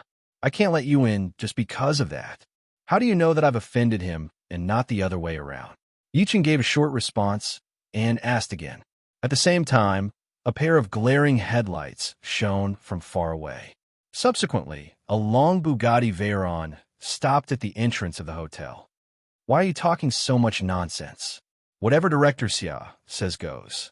That's his identity. That's his status. Manager Su said impatiently when she saw that another boss had arrived. Scram now. Otherwise, I'll get someone to break your legs and toss you out. As soon as she was done speaking, a cold voice came from the Bugatti Veyron. Who are you asking to scram? Two hunks in suits walked out of the car first. One of them walked to the passenger seat and opened the door. A man in a mink coat walked out of the car. It was Lin Tai. Manager Su jogged over immediately and said with an extremely flattering smile on his face, Sir, I'm asking this brat behind me to scram. However, halfway through his sentence, he froze. Lin Tai walked to Yi Chun quickly and bowed slightly. He said carefully, Mr. Yi, I'm sorry that I'm late. I'm sorry to have startled you. He turned his head to look at Manager Su next to him after saying that. He slapped him with a cold expression. Mr. Yi is my guest. How dare you ask him to scram? Who gave you the guts to do that? Manager Su fell onto the ground with a thud. He was terrified while holding his broken front tooth. Oh no! Oh no! The rage on Lin Tai's face had yet to fade. He said to one of his underlings, Get the person in charge to see me. The subordinate nodded and immediately walked into the hotel. Not long after, he came back with a fat man with a big belly. The fat man panted as he took 2 steps forward and said in a trembling voice, Bow, brother bow, F***CK. Lin Tai kicked him to the ground. His expression was grim. Feng, I've told you before that I'm treating a distinguished guest to a banquet tonight. Is this how you treat my distinguished guest? The fat man shuddered. Brother Leopard, I don't forget whose territory the 3 Tianan provinces belong to. Lin Tai, can make this **TTY hotel of yours disappear overnight with just a word from me. Lin Tai said while clenching his teeth. The fat man walked to Manager Su with bloodshot eyes. He lifted his leg and kicked him in the face. He could not stop cursing, dumbass, dumbass. Why don't he go and die? Soon, Manager Su's face was covered in blood. That's enough. Yi Chun, who had been quiet all this while, waved his hand to stop everything. He then walked to Manager Su one step after another. He lifted his foot and wiped it on his expensive suit as he spoke calmly. He said calmly, I can wipe my shoes that cost less than 100 yuan on your suit that costs tens of thousands of yuan, and you won't dare to fight back at all. Chapter 31. On the second floor of the auspicious manor. Cheers! As the sound of glasses clinking was heard, Yuan Yu took a sip of red wine and said while smiling, Our director Xia is so domineering. He helped us regain our dignity as soon as he appeared. That's right. I think that brat Yi has been beaten half to death by Manager Su and was thrown out. Zhao Bin's face was filled with joy. Bang! Director Xia's face was full of arrogance. Just as he was about to speak, the room door was kicked open. Subsequently, a fat man with a big belly walked in. The fat on his face jiggled as he glanced at everyone coldly. Get out. All of you get out. The laughter in the room suddenly stopped. Director Xia recognized the fat man as the hotel's person in charge immediately. He took 2 steps forward and said with a smile, Director Feng, what's going on? F***CKU, Director Feng. Who are you to call me that? The fat man did not give him a friendly look at all. I'll say it again. All of you get out. From now on, our hotel doesn't welcome you. Director Feng, be more polite. I'm someone with status after all. Director Xia put on airs again. The fat man laughed out of anger. Haha, I'll call you Director Xia if I'm in a good mood. If I'm in a bad mood, you're a pile of **T. Get them out of here. Everyone's expression changed. They finally realized that something was wrong. Meanwhile, a few hotel security guards rushed in from outside. They dragged one person downstairs in a rude manner. When a few of them were dragged to the staircase on the 2nd floor, they realized that their chairman had been chased out too. The chairman looked at the black client next to him and then at Director Xia. His expression was terrible. What exactly happened? He was discussing the contract with the black client earlier. Just when he was about to succeed, the hotel staff rushed in and chased him out. He, Wei Jun, was the chairman of a company after all. Since when had he been treated like that? Moreover, the loss of face was small. The main thing was that the 500 million yuan contract was gone. Director Xia revealed a smile that was uglier than crying. Chairman, I don't know either. Piak. The chairman slapped him directly. His face turned pale. You don't know? You guys must have offended someone. Director Xia was stunned at first. Then, he subconsciously looked at Zhao Bin and Yuan Yu beside him. He seemed to have thought of something as his face turned extremely pale. On the other hand, Zhao Bin and Yuan Yu couldn't understand why the hotel had suddenly gone crazy. When a few of them arrived at the first floor, they saw a few people walking toward them at the entrance. The leader was Yi Chun. Yuan Yu pointed at Yi Chun immediately and shouted at the fatty behind her. Why can this piece of trash come in? I can't accept this. However, the fatty ignored her directly and jogged to Yi Chun. As everyone watched with their mouths agape, the fatty bowed at Yi Chun and said respectfully, Mr. Yi, are you satisfied with what I've done? The whole place was dead silent. Everyone stared at this scene with their eyes wide open. As the regional head of a five-star hotel, he didn't even bother with celebrities from all walks of life. Now, he was actually bowing to a young man. Not only was he bowing, his tone was also very humble. Even the son of the Auspicious Manners founder did not have to do that, right? Director Xia, who was the first to snap back to his senses, inhaled deeply. Although he had guessed that Yi Chen's identity was extraordinary, he did not expect him to be so terrifying. Zhao Bin and Yuan Yu fell onto the ground at the same time. Shock filled their faces, and they could not accept it. Yuan Yu, in particular, could not stop shaking. How is that possible? How is that possible? When they first met, Yuan Yu thought that Yi Chun was not doing well, so she mocked him. Never had she thought that he would turn into a tycoon who had 20 million yuan in his bank account. She was resentful after that, thinking that 20 million yuan was not that impressive. She got the general manager to humiliate Yi Chun. She thought that Yi Chun would end up like that, but never had she thought that he would turn into a big shot who was the head of the hotel again. Everything felt like a dream when she thought about it. The director was the calmest one among them. He came to a realization after looking at the situation and said coldly, As the director, I hereby announce that General Manager Xia Lu, Marketing Supervisor Zhao Bin, and ordinary staff Yuan Yu are fired. From today onward, they'll never be hired again. He walked to Yi Chun immediately after saying that and said while smiling lightly, Mr. Yi, I'm Wei Jun, the director of Yuchuang Technology. I didn't know that my staff offended you. I hope that you won't be mad at me. He was a smart man. He knew that his identity might be unreachable to ordinary people, but it was nothing to Yi Chun. Therefore, he dare not put on airs. The remaining energy in Zhao Bin and Yuan Yu's body faded completely upon hearing that. Oh no! Oh no!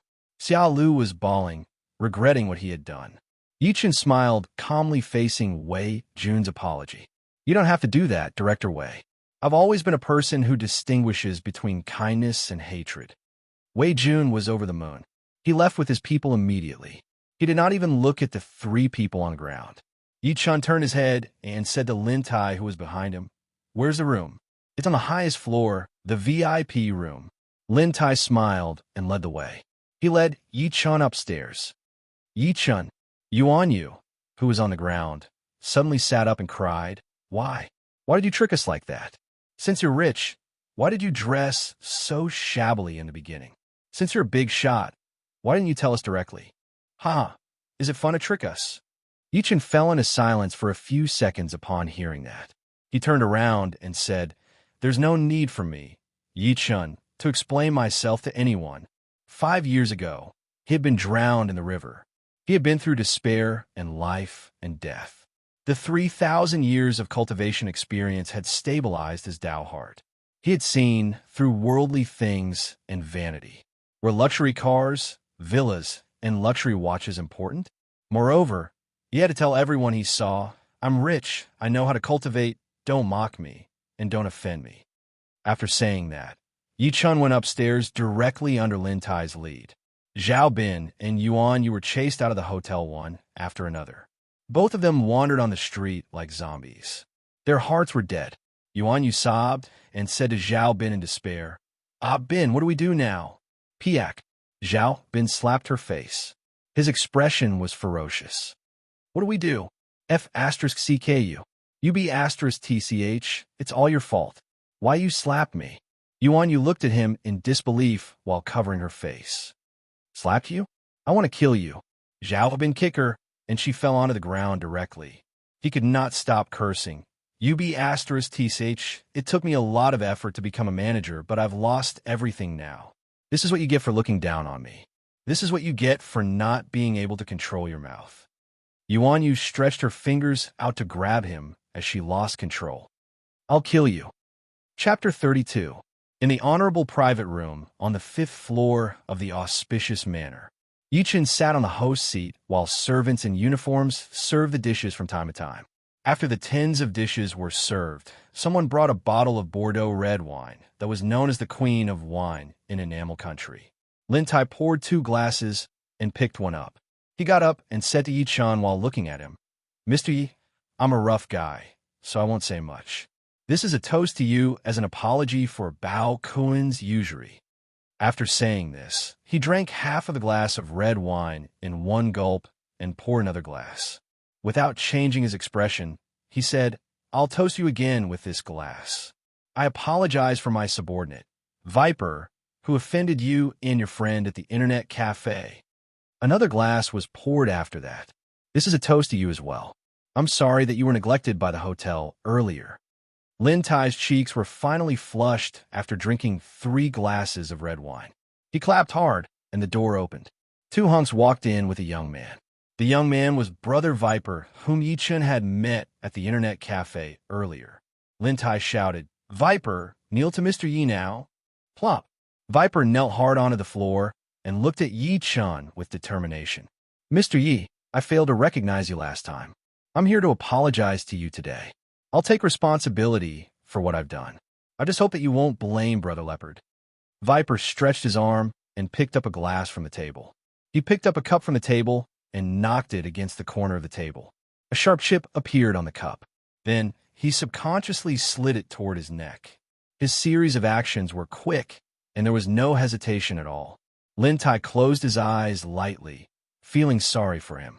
Viper had been with him for close to 20 years and had risked his life for him many times. However, he had offended someone. Moreover, it was someone that even he could not afford to offend. At that moment, Yi Chen picked up a peanut. Yi Chen picked up a peanut and flicked his finger.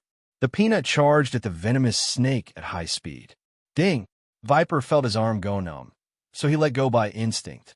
The glass in his hand fell to the ground and shattered. "Mr. Yi, this..." Lin Tai and Viper looked at Yi Chen at the same time. Confusion filled their faces, but they were secretly shocked because Yi Chen's attack earlier was just too fast. Yi Chen glanced at Viper, a smile appearing on his cold face. "I respect that you're a man, so you should keep your life." Viper was dumbfounded. That's it?" Lin Tai, on the other hand, was over the moon. He slapped his head and scolded jokingly, "Brat, Mr. Yi has forgiven you. Hurry up and thank him." "Thank you, Mr. Yi. Thank you, Mr. Yi." Viper only snapped back to his senses then. He kowtowed to Yi Chen like he was pounding garlic. "All right, get up." Yi Chen took a sip of the red wine before him and looked at the duo. "Lin Tai, the grudge between you and me has been resolved before this, so you don't have to be afraid of me. As long as you don't offend me, you're still the underground king of Tiannan. Of course, if you're stubborn and insist on trying my blade, I can satisfy you too." Although he sounded calm, Lin Tai could still sense the coldness in it. He gulped immediately and said, "I dare not." "Don't worry about that, Mr. Yi." At the end of his sentence, he took out a key from his pocket and handed it to Yi Chen respectfully. "Mr. Yi, I know that you're not an ordinary person. You don't like gold and silver. Coincidentally, I have a villa with a nice environment. Please accept it as my apology." "Please accept it, Mr. Yi." Viper bowed as well. Although he said that, he was secretly shocked. The reason being the key that his boss gave him was the key to the Nine Dragons Bay Villa. Nine Dragons Bay could be considered the best location in the entire Lin City. It was currently being developed, but the price of the property had risen to 18,000 yuan. That was only the price of the land at the border. Meanwhile, the transaction price of Nine Dragons Bay was at least 50 million yuan. Yichen thought about it and accepted the key after noticing the duo's fear and trepidation. It was good to have his villa. He would treat it as his and Yuhan's wedding home. Thank you for accepting it, Mr. Yi. I'll get Viper to bring you there personally after we're done eating. Lin Tai smiled in relief. Not only did he want to apologize to Yi Chun, but he also wanted to befriend him. Yi Chun nodded and began eating with his chopsticks. Just when he was halfway through his meal, someone knocked on the door. Lin Tai said while frowning, "Please come in." A man in a chef's uniform and a mask walked in with a plate of roasted lamb leg in his hand. He said while smiling, "Mr. Lin, this is an extra dish that our kitchen has specially prepared for you. Put it down. Don't come in without my permission," Lin Tai said while calming down. Yichen took a good look at the chef. He seemed to have noticed something as he smiled without saying anything. The chef passed by Lin Tai with the roasted lamb leg. Just when he was going to put it on the table, Viper, who was standing aside, suddenly said in a stern voice, "Wait." Viper, who was at the side, suddenly said sternly, "Wait, there's a bloody smell on you. You're not a chef." Lin Tai could not help but look at the chef while frowning. "You must be joking, sir. I'm a chef. It's inevitable that there's blood on me when I'm killing cows and lambs," the chef said while smiling unnaturally. Viper scoffed. "You're right, but I smell human blood. Also, five-star hotels don't have to kill cows and lambs themselves." He had been killing people on the streets with Lin Tai when he was young, so he had seen many bloody scenes. Therefore, he could smell human blood just by smelling it. A ferocious gleam flashed through the chef's eyes. He picked up the plate and smashed it at Lin Tai's head. "Brother Leopard, watch out." Viper had a drastic change of expression. He charged at the chef without saying anything. Meanwhile, Lin Tai panicked and rolled aside by instinct, barely dodging the attack. Scram! The chef exerted strength in his arms and sent Viper flying. Viper fainted instantly. Lin Tai was shocked and enraged. "Guards!" The people guarding outside rushed in after hearing the commotion. "You're just a bunch of weaklings." The chef smirked in disdain. In a flash, he weaved through the crowd like a specter. The trident in his hand pierced through everyone's throats one after another. Within the blink of an eye, the ground was filled with dead bodies. Meanwhile, Yi Chun poured himself a glass of wine and savored it slowly. He allowed the liquid to float down his throat as if he did not see anything. Lin Tai watched that with fear written all over his face. He could not help but exclaim, "An ancient martial artist? Only an ancient martial artist would be so terrifying." The chef took off his chef's uniform and wiped his hands. He turned his head and said to Lin Tai while smiling, "Haha, you're pretty smart." Lin Tai took a step back by instinct and said while still in shock, "Who exactly are you?" The chef took off his mask slowly, revealing an extremely hideous face. He smiled in a creepy manner. "Long time no see, Lin Tai. How have you been?"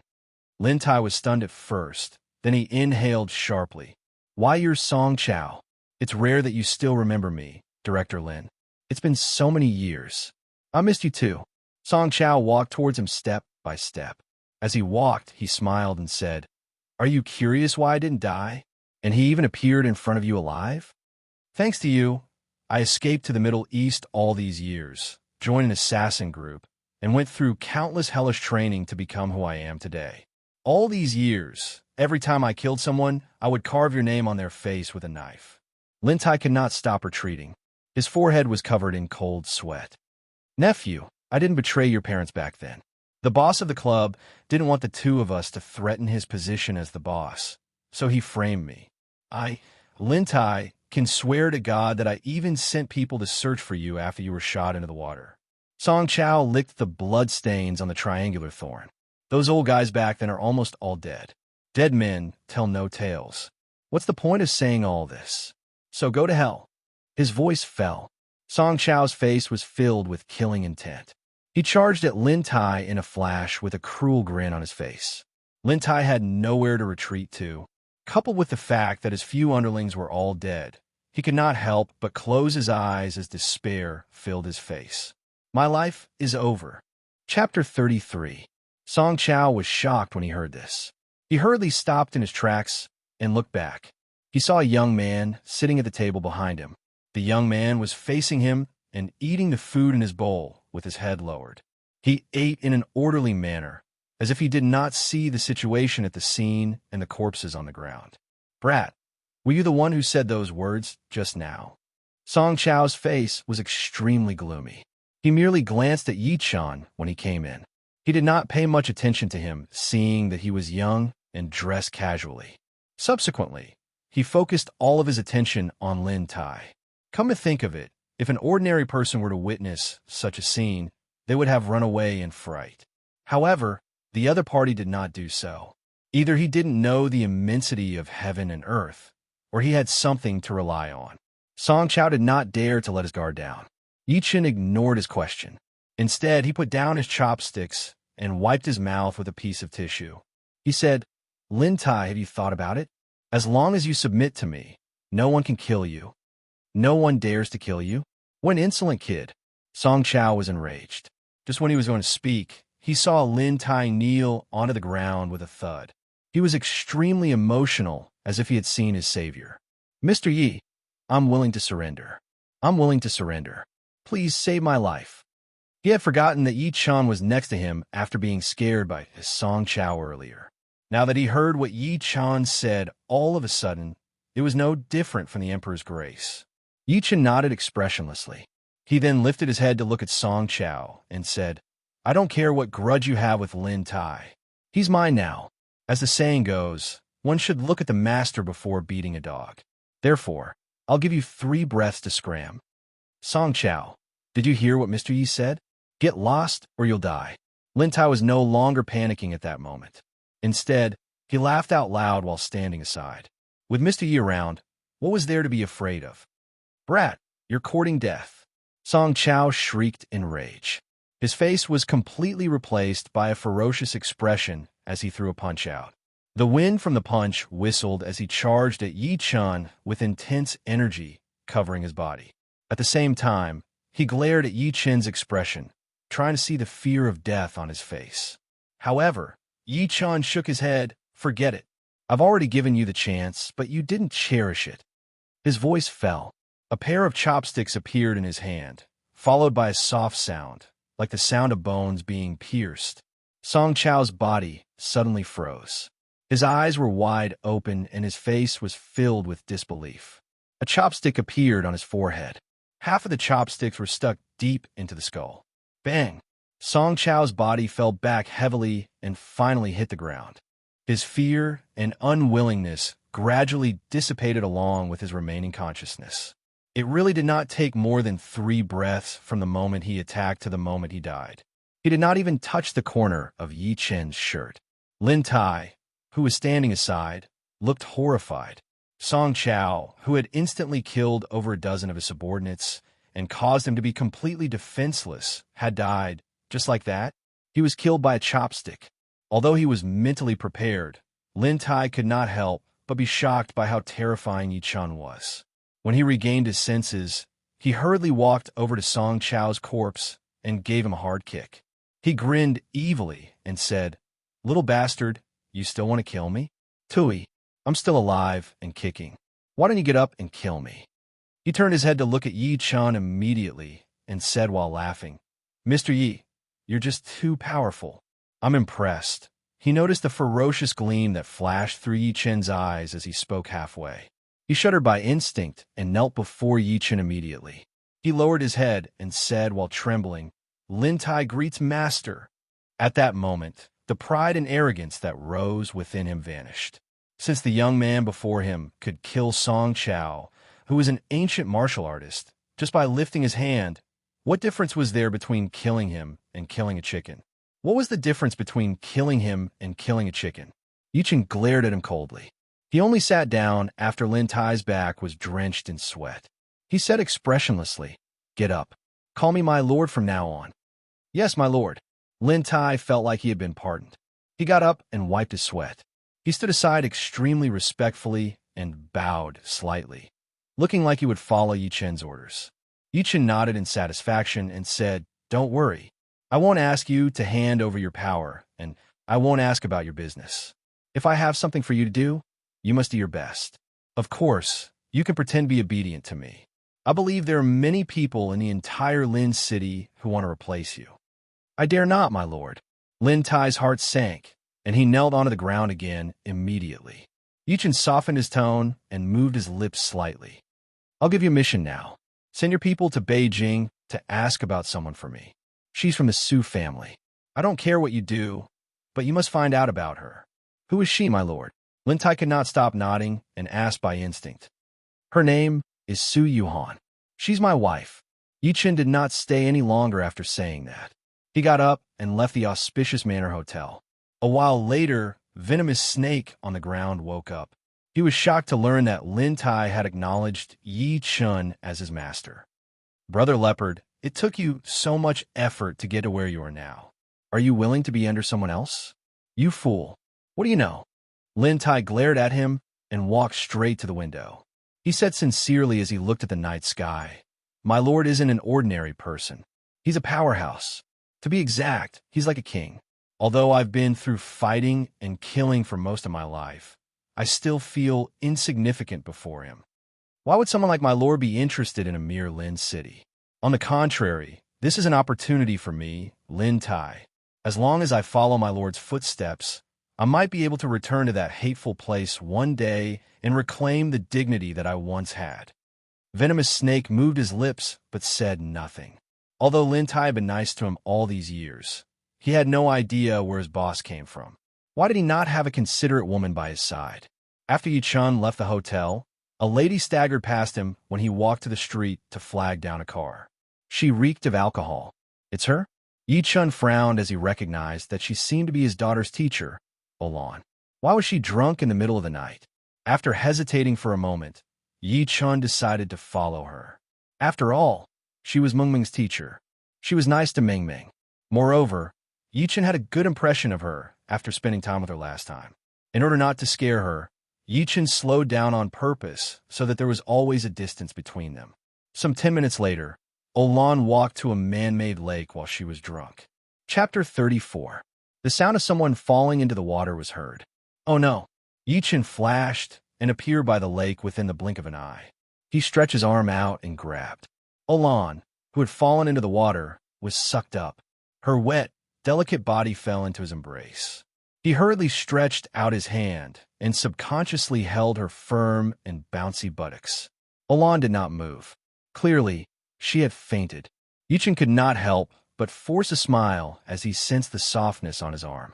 He wanted to put her on the ground, but he thought it would be inappropriate for him to do that. After shaking his head, he carried Olan and walked to the hotel nearby. To avoid unnecessary trouble, Yi Chen walked into a small hotel. The hotel owner was a skinny middle-aged man with a perverted expression. Yi Chen walked into the room while carrying Olan as he looked at him strangely. Just when he was going to close the door, the hotel owner suddenly asked in a mysterious manner, "Brother, do you want one of those?" "What?" Yi Chen turned his head and glanced at him. The hotel owner looked around and coughed. He said while rubbing his palms together, "Durex, Jispin, Super Thin, Indian Divine Oil, and Viagra, bang." A loud slam of the door answered him. "Don't disturb me unless I say so." The hotel owner went downstairs with a face full of disappointment. As he walked, he smacked his lips. "Sigh, I wonder which family's daughter is going to be harmed again. What a pity. That face of hers is 1,000 times better than my old woman's. That skin is so fresh, those legs." Yi Chen heard the hotel owner's mumbling clearly. He put Olan on the bed with a grim expression and glanced at her by instinct. He could not help but feel his heart flutter. Olan was wearing a tight, black chiffon short dress. However, it was drenched to the moment and clung tightly to her body. The folds on it were like ripples on the surface of a lake when a spring breeze blew. They showcased her curvy body to the fullest. He shifted his gaze downward and saw a pair of long, slender legs. Her calves were as clear as jade while her thighs were round and firm. There was a pair of white, soft leather shoes hanging on her ankles. What a monster! Even Yi Chun, who had seen countless beauties, could not help but be stunned by Olan's beauty. After shaking his head to get rid of the distracting thoughts in his head, he bent down and slapped Olan's lower abdomen. As the spiritual power in his body circulated, a scorching mist drifted out of Olan's lower abdomen. A long time later, Olan's clothes that were initially wet were completely dry. I only saved you because you're Mengming's teacher. I wouldn't have bothered if it were someone else. Yichen let out a long breath and turned around to leave. Never had he thought that Olan, who was lying on the bed, would wake up. She saw Yichan first and was stunned at first. Subsequently, she sat up immediately. She looked at Yi Chun in extreme embarrassment and rage while checking her body. "W, what did you do to me?" His expression was as if he had been violated. Yi Chun frowned and said, "Ms. O, you jumped into the lake to kill yourself. I happened to pass by and saved you. Since I don't know where your house is, I can only bring you here." Olan seemed to recall something after hearing what he said. She asked doubtfully, "But why are my clothes dry? Did you change them for me? I saved you before you fell into the water. Moreover, don't you remember what you're wearing?" Yi Chun said angrily. He could not possibly explain that he was the one who forced the water out of her body with spiritual power and dried her clothes. Olan was slightly stunned. She was relieved when she realized that there was nothing wrong with her body. Subsequently, she closed her legs and rested her head on them. Her shoulders were shaking slightly as she sobbed faintly. "Mr. Yi, why did you save me? Why did I save you?" Yichen had no idea how to answer her. Noticing that she seemed a little sad, he could not help but ask, "Ms. O, are you in trouble? Also, why did you do that?" Olan lifted her head slightly to glance at Yichen. She was hesitant to speak, but determination and bitterness flashed through her pale, pretty face. "Forget it. Instead of giving myself to that guy, I might as well give myself to this person." Olan got off the bed and leaped into Yichen's embrace all of a sudden as she thought to this point. Yichen was shocked at that moment. Just when he was going to push her away by instinct, two lotus-like, jade-like arms hugged his neck tightly. Her red lips were moving back and forth on his face, followed by rapid breathing that smelled like orchids. "Give it to me." An extremely soft and seductive murmur came into his ears. The scene that came out of nowhere made Yi Chen's heart burn. However, he had a strong will after all, so he snapped back to his senses after being distracted for a while. Subsequently, he pushed Olan, who was in his embrace, away. Yi Chen's expression turned slightly cold. He was no longer as friendly as he was earlier. "Ms. O, what are you doing?" After Olan steadied herself, she glanced at Yi Chen with an extremely complicated expression. She squatted on the ground all of a sudden and began crying. She said while crying, "Mr. Yi, please leave. Don't worry about me." Naturally, Yi Chen wanted to leave. However, he was worried that she would take things too hard. He could only soften his tone and say, "Ms. O, you're Mengming's teacher. You've been taking care of her. You can tell me if you have any difficulties." Olan stopped crying and bit her lip. "Mr. Yi, do you think that I'm a very casual woman?" She, who had always been well-mannered, could not believe that she had done such a ridiculous thing earlier. She felt extremely ashamed now that she recalled it. However, it was nothing compared to the pain in her heart. Yi Chen frowned. "No." Olan glanced at him with gratitude in her eyes. She bit her lip and mocked herself. "My mom has a mental illness. At such a critical moment, my dad wants to marry me to someone I don't like for his own benefit." Yi Chen only figured out what happened after listening to her story. It turned out that Olan's mother had gone insane due to emotional trauma 3 years ago. Her mind was that of a 3- or 4-year-old child's. Throughout the 3 years, she had been to hospitals both in and out of the country. The doctor's advice was to focus on conservative treatment, to learn how to communicate with her mother. Olan became a kindergarten teacher in the hope that her mother could recover through that. However, her father wanted to marry his daughter off for the sake of business cooperation. To make Olan give up and accept her fate, he even contacted the mental hospital secretly. He planned to send his wife there. Olan fought fiercely against that, because she could say that her mother had not woken up and would not be able to see her in her wedding dress as long as her mother was by her side. However, as soon as her mother was sent to the mental hospital, she could not fight back anymore. Meanwhile, Olan had a big fight with her father at the hospital earlier. She slammed the door and left in a huff, getting drunk on the streets. Eventually, she even thought of committing suicide.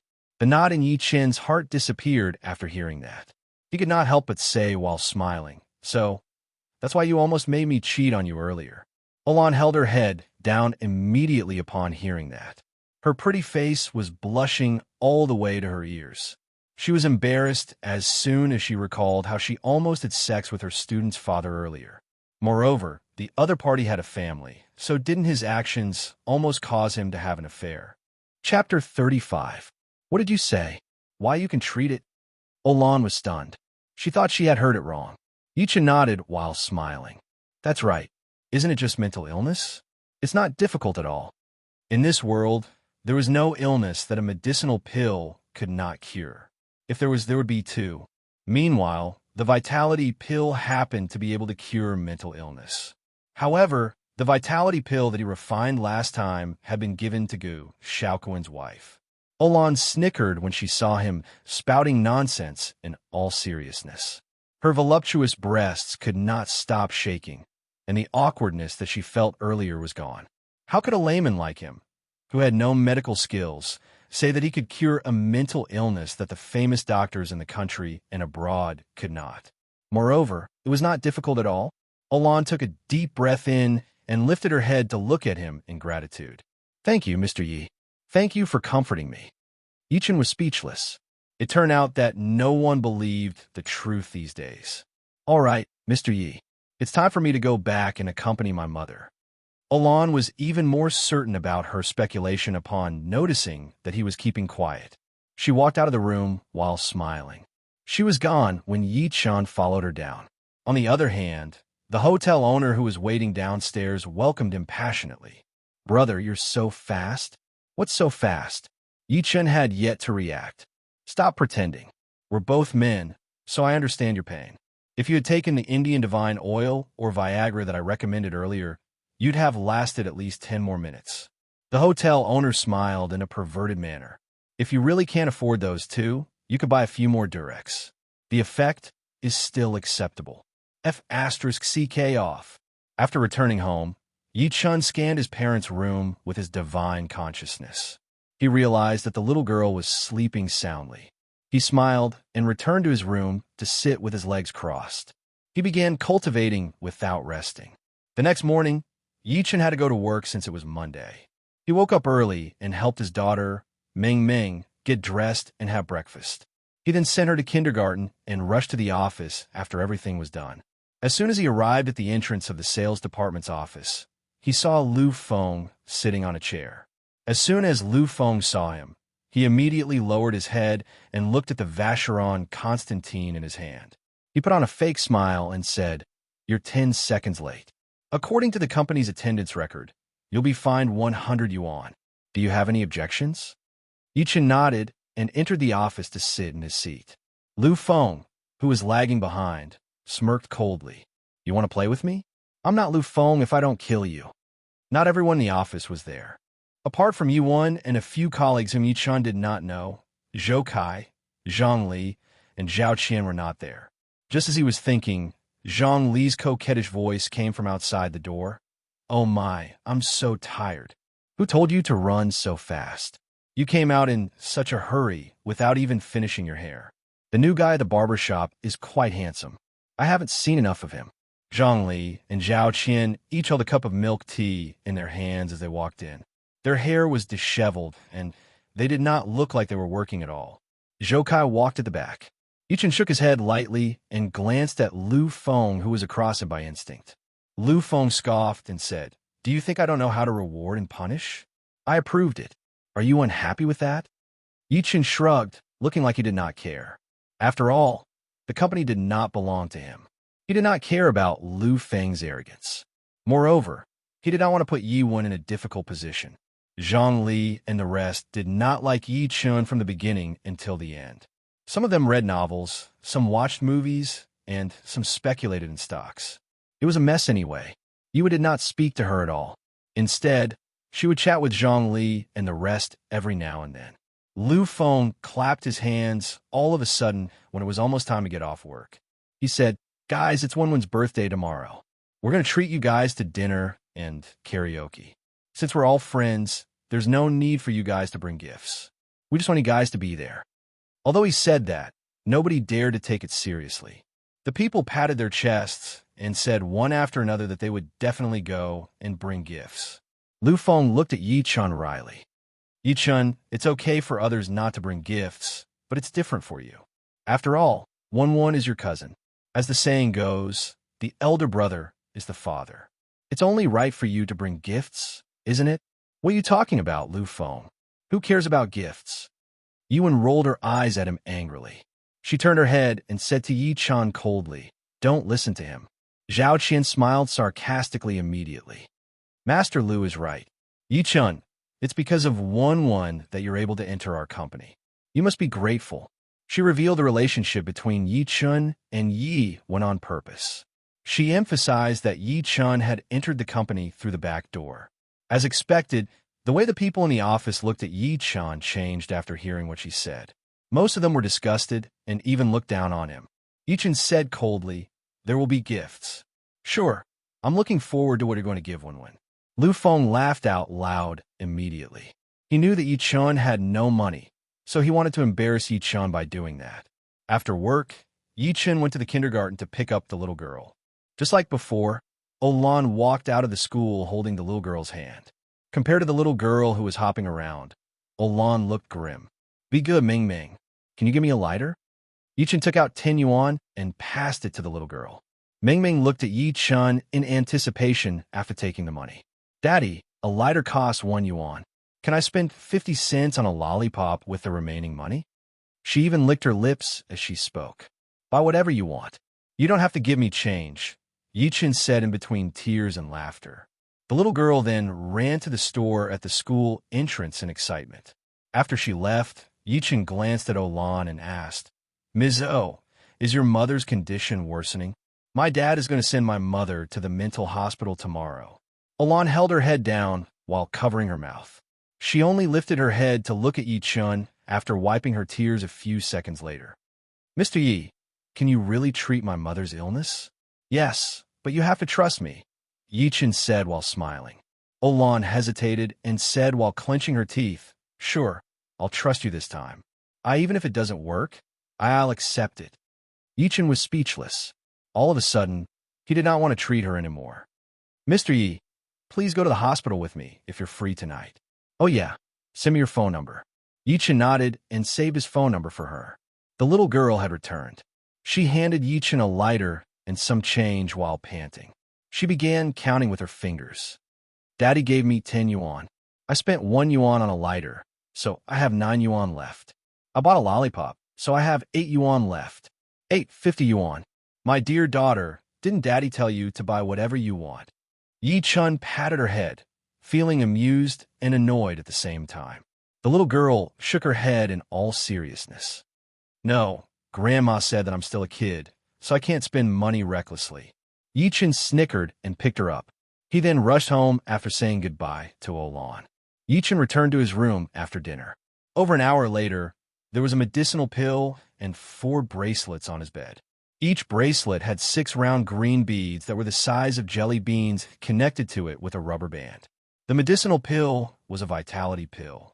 Meanwhile, the bracelets were protective magic tools that were refined from the jade pendant that he got from Lin Fan. The jade pendant had been hanging on Lin Fan's waist since the beginning. Yi-chun had only gotten it from him after his death.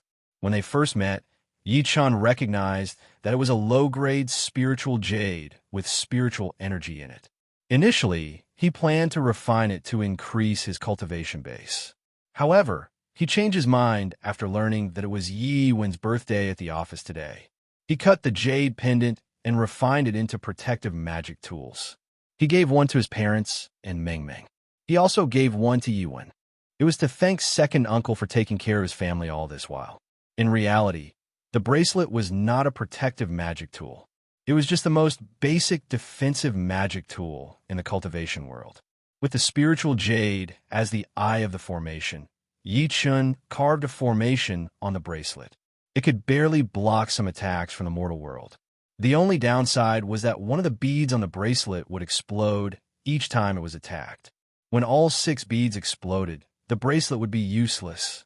It was equivalent to having 6 chances to survive. Chapter 36. Yi Chun received a message from Olan when night fell. He walked out of the house after changing his clothes. He saw a white Porsche Cayenne parked at the entrance of his neighborhood from far away. Olan, who was wearing a plain dress, was waiting by the car. "Mr. Yi, we're running out of time. Let's talk in the car." Olan got him into the passenger seat and drove straight to Lin City Hospital. Sensing that she was in a bad mood, Yi Chun asked what happened. "My dad plans to send my mom to the mental hospital tonight," Olan said without even turning her head. She sounded like she was sobbing. Yi Chun came to a realization and comforted her. "Don't worry. I'm here. Your mom will definitely recover." Olan forced a smile and said nothing. In reality, she had accepted her fate. The reason why she came to look for Yi Chun was that she had promised to bring him to the hospital during the day. Yi Chun found out that Olan's father was O Guoyang and her mother was Shin Shuhua.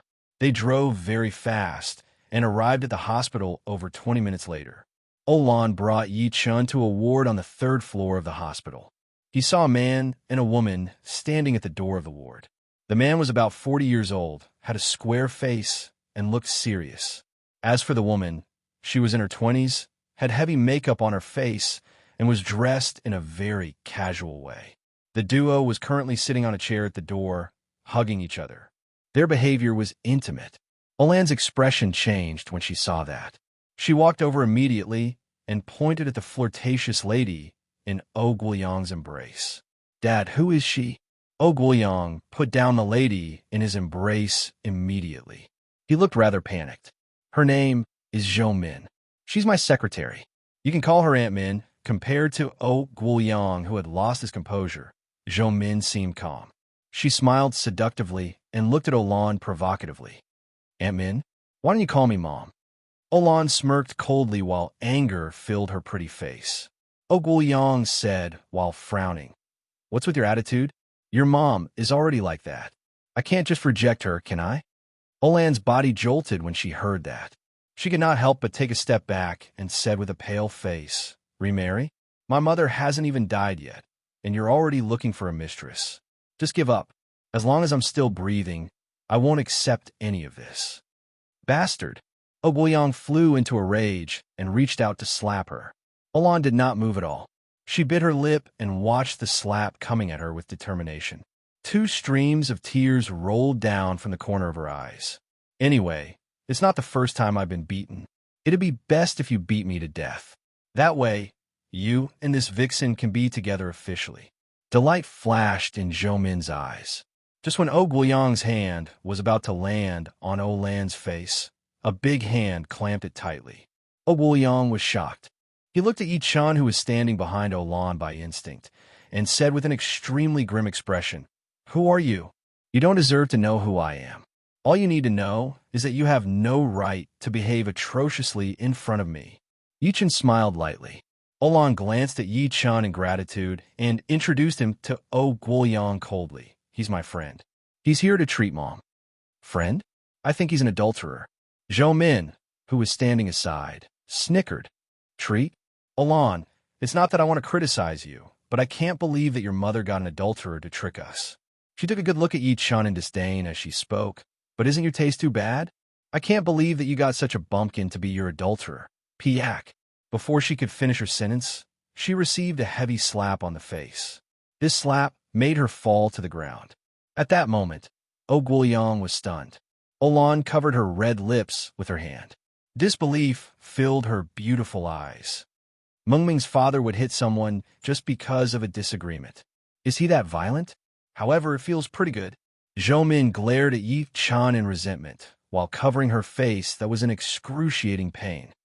How dare you hit me?" Yi Chun smirked, revealing his white teeth.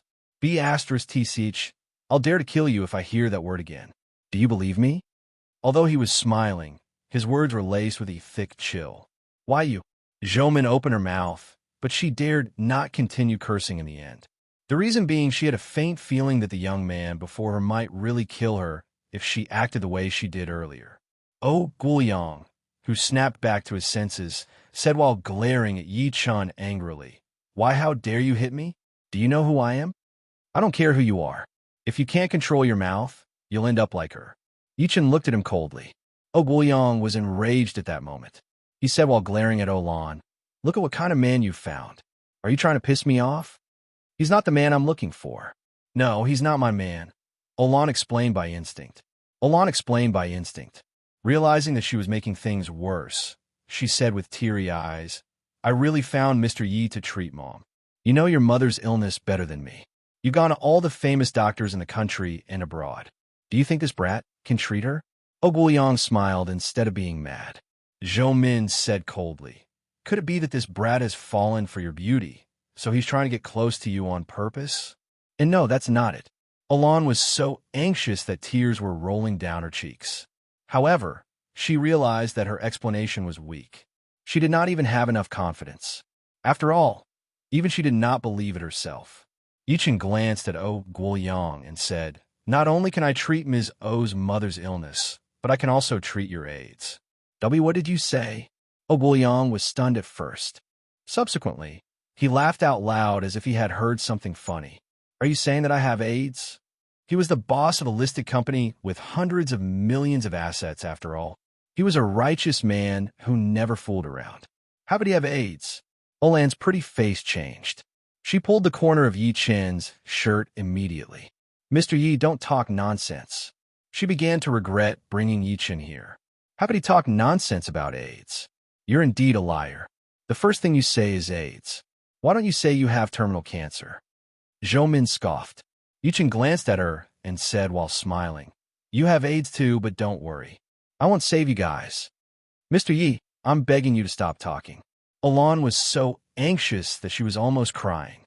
Never had she thought that Yi Chen would be so unreliable.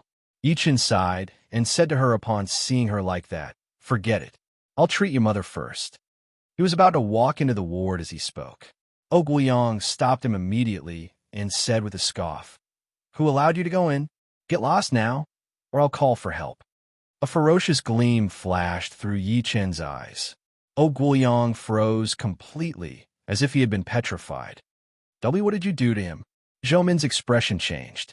Her body froze before she was done speaking. Chapter 37. Don't worry.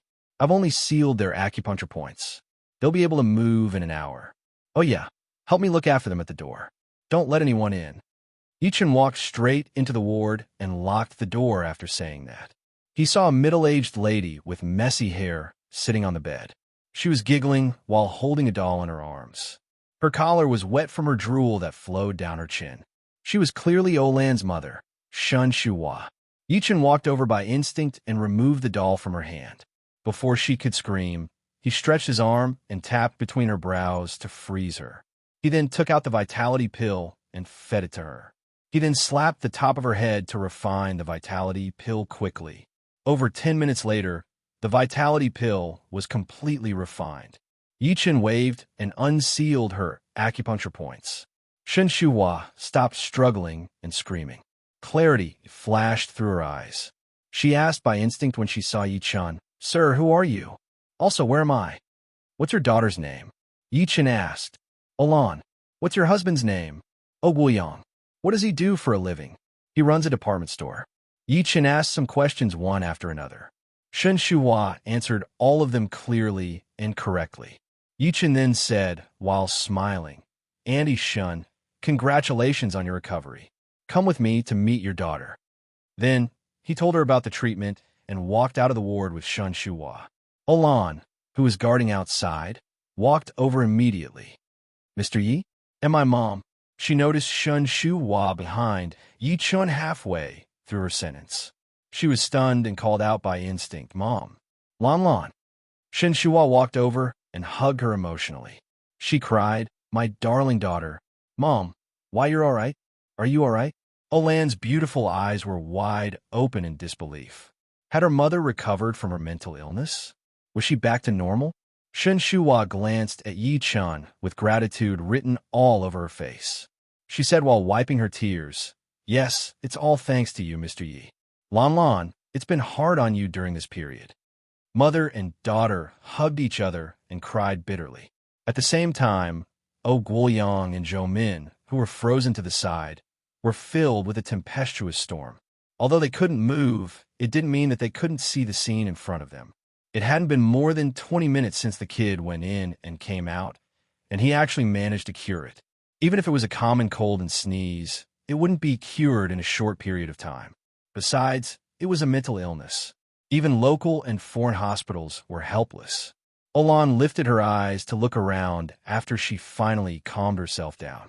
She had no idea when Yichen had left. She was rather disappointed. He left us like that?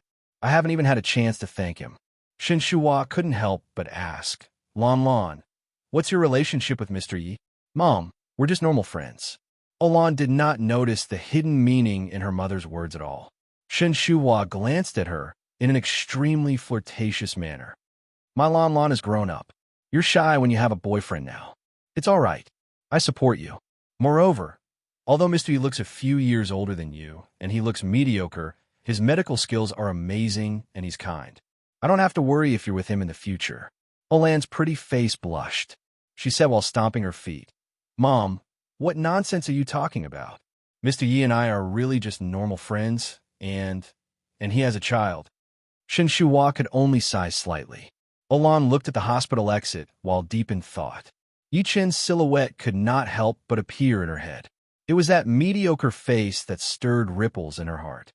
So, he really didn't lie to me. He really has medical skills. I can't believe that I never believed him from the beginning. What kind of person is he exactly? Olan was filled with confusion and curiosity. She had first met Yi Chun because of the little girl, Meng Meng. Back then, Yi Chun was dressed simply and looked mediocre. Although Olan did not look down on him, she did not really care. She had only met him because of Meng Meng. However, he had saved her when she jumped into the lake yesterday. Now, he had cured her mother's mental illness. Everything sounded like a dream. It was the first time that Olan realized that she could not understand this man anymore. There seemed to be many things hidden under his inconspicuous appearance. What exactly had he gone through in the 5 years that he had disappeared? Shen Shuhua only noticed Guoyang and Zhou Min, who were standing still next to her after the mother and daughter caught up. She could not help but ask, What happened to your dad? Olan scoffed and told her what happened. She then said, Mr. Yi said that they'll be able to move after standing for an hour. She did not doubt what Yi Chen said at all. Shen Shuhua looked at Guoyang and Zhou Min with a complicated expression on her face. She said after a sigh, Forget it. Get the doctor here and see if they can unseal your dad's acupuncture points. We'll talk about what happened between me and your dad later. Although Olan was unwilling, she went to get the doctor as she was told. Soon, the entire hospital was alerted. The hospital had sent out all of the Chinese medicine experts who were well-versed in the human body's acupuncture points. However, they were shocked to find out that so many of them could not unseal Guoyang and Zhou Min's acupuncture points. An old Chinese medicine doctor with gray hair who was holding a walking stick stood among the crowd. He could not help but exclaim while looking at Guoyang and Zhou Min, who were standing still. Magical skill. It's simply a magical skill. I've been studying the human body's acupuncture points for over 60 years. I've learned from a renowned Chinese medicine master who has passed away, but I can't even tell how the person sealed Mr. O and Zhou Min's acupuncture points. This person must be a Chinese medicine expert hiding among the people or a martial arts expert. Moreover, his research on the human body's acupuncture points surpasses all of us. It's not an exaggeration to say that he's the #1 in acupuncture points, another old expert said while shaking. Everyone chimed in one after another, and the entire entrance of the ward was in a mess. Guoyang and his companion had impressively become monkeys in the zoo, being pointed at by everyone. A young doctor said angrily, Why are you talking so much? What should we do now? We can't just let them stand here, can we? Why don't we just move them to the bed? Someone was going to carry Guoyang as they spoke. Don't move. The old Chinese medicine doctor who spoke earlier stopped them immediately. Don't move. Before we figure out what's going on, don't touch their acupuncture points that have been sealed. What will happen if I move them? The young doctor was rather unconvinced. The old Chinese medicine doctor took a deep breath and said very seriously, once you touch them and accidentally touch other acupuncture points, it will be even more difficult to unseal them. It might even threaten their lives. I once saw a person in Vietnam who had his acupuncture points sealed. His companion touched him, and all the bones in that person's body were crushed on the spot. Oh Guoyang and Zhou Min were almost scared to death when they heard that. They looked at the people around them who had looks of disbelief on their faces and were ready to move. They almost cursed out loud. F***, don't do this to me. The hospital director stood up and said, if that's the case, let them stand for an hour. We'll talk about it if they can't do it by then. Everyone nodded and then looked at Oh Guoyang and Zhou Min with their big and small eyes. More than 10 minutes later, the sound of 2 farts was heard. Everyone hurriedly covered their mouths and noses. They saw Oh Guoyang and Zhou Min sitting on the ground with a look of relief. The old Chinese medicine doctor rushed forward and said excitedly, Mr. O, quick, tell me, which expert sealed your acupuncture points? I want to worship him as my master. Worship your sister. Chapter 38. It was night, and the full moon hung high in the sky. Yichen walked out of his house, quietly, and climbed to the mountain behind the district. A strange gleam flashed through his eyes when he lifted his head to look at the full moon above his head. Subsequently, he picked a place to sit with his legs crossed. He performed a series of hand seals and activated the artifact Immortal Method quietly. A small, dark green bottle appeared in his hand as he thought to himself. The bottle was as clear as jade and was approximately the size of a baby's palm. There were birds, beasts, insects, and fish carved all over it. It did not even have a lid. Yichen looked at it quietly, with a nostalgic expression on his face. He mumbled to himself, Old buddy, we meet again. It was the immortal drift bottle. Back then, Yichen had gotten it after he was drowned in the river. He had traveled to the cultivation world because of it. With its ability to mature spiritual medicine, Yichen managed to cultivate to the immortal venerable stage within a short 3,000 years and eventually ascend to the heavenly emperor's throne. Throughout the 3,000 years, Yichen had not studied it thoroughly. He had no idea what it was made of or if it had any other abilities. Under the moonlight, the immortal drift bottle shook slightly. Subsequently, it emitted a weak green glow. Yichen's expression remained the same as if he was used to it.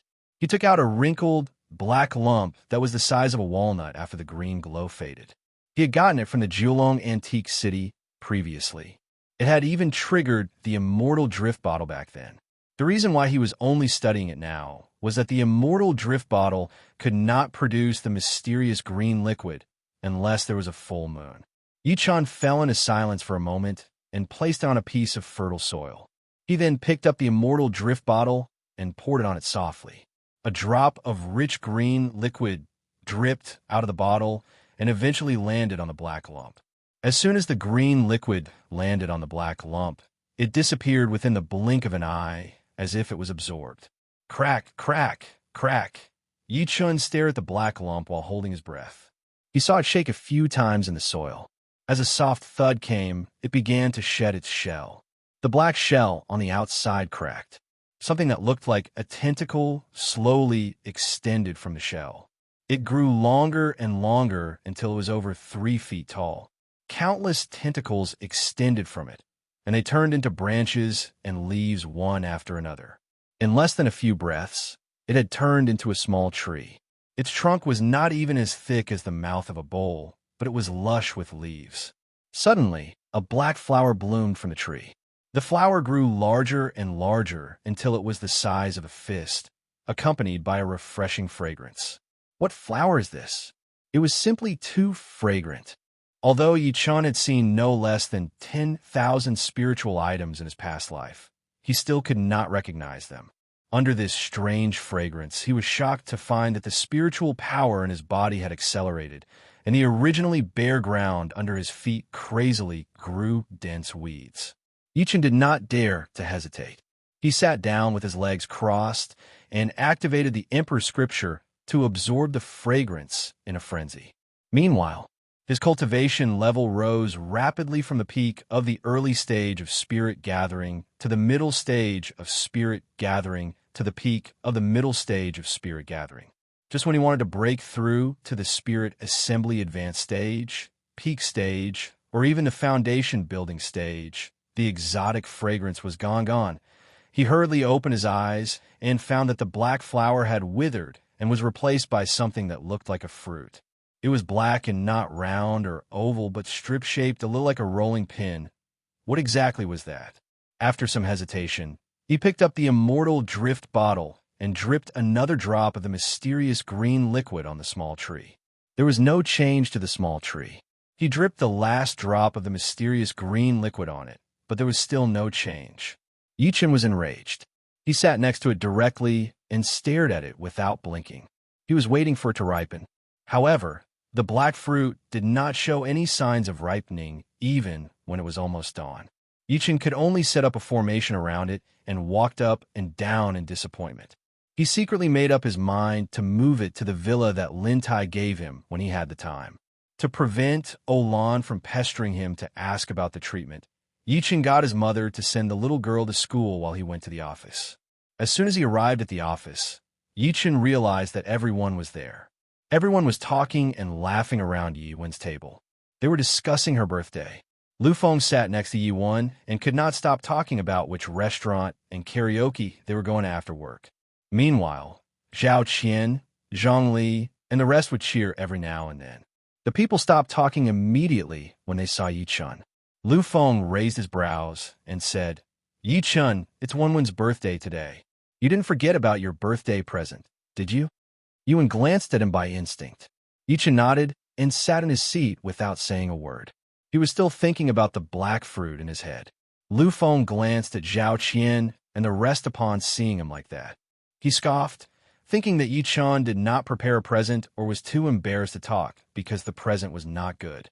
Seeing that it was time to go to work, the people returned to their seats one after another and began to waste time. Their minds had drifted to the restaurant and the karaoke. When they finally got off work, they were about to rush out. Yichen got up and walked to Yiwen. He passed a bracelet that he had prepared to her and said while smiling, "I won't be going to karaoke. Happy birthday to you." Lu Feng pulled the bracelet over as soon as he was done speaking. "Let me see what present you prepared for our Wenwen." Yichen frowned. The people turned around and stared at the bracelet on Lu Feng's hand with their eyes wide open. They were curious. They gasped when they saw that the bracelet did not even have a box and that the craftsmanship was extremely rough. There was even a rubber band wrapped around it. They looked at Yichen in disdain and disdain. How could this thing be called a birthday present? Lu Feng pointed at the bracelet and could not even speak properly while laughing. "Yichen, is this the B birthday present that you prepared for Wenwen?" Yiwen looked at the bracelet and then at the people who were laughing so hard that they could not close their mouths. Her expression was terrible. "Yichen, don't tell me that you bought it from a street stall." Zhao Qian was laughing so hard that her boobs were shaking. Zhang Li said in disdain, "Buying it from a street stall is a compliment. I think you picked it up from a trash can." "I made it myself," Yichen said calmly. The crowd burst into laughter again as soon as he was done speaking. The crowd burst into laughter again. Lu Feng said in an exaggerated manner, "Yichen, that's not right. Woman only celebrates her birthday once a year, and you're giving her something like that? Don't tell me that you can't even bear to pay 80 yuan for it? It's priceless." Yichen shook his head. He was not lying when he said that. After all, the bracelet was a protective magic tool. If Yiwen was in danger, it could protect her 6 times. It would probably be sold at a sky-high price if he auctioned it. If not for his second uncle, Yichen would not have given it to her at all. Zhou Kai could not help but snicker. "Forget it. Nobody would want this crappy thing even if you throw it on the ground. You're saying that it's priceless? You're extraordinarily shameless."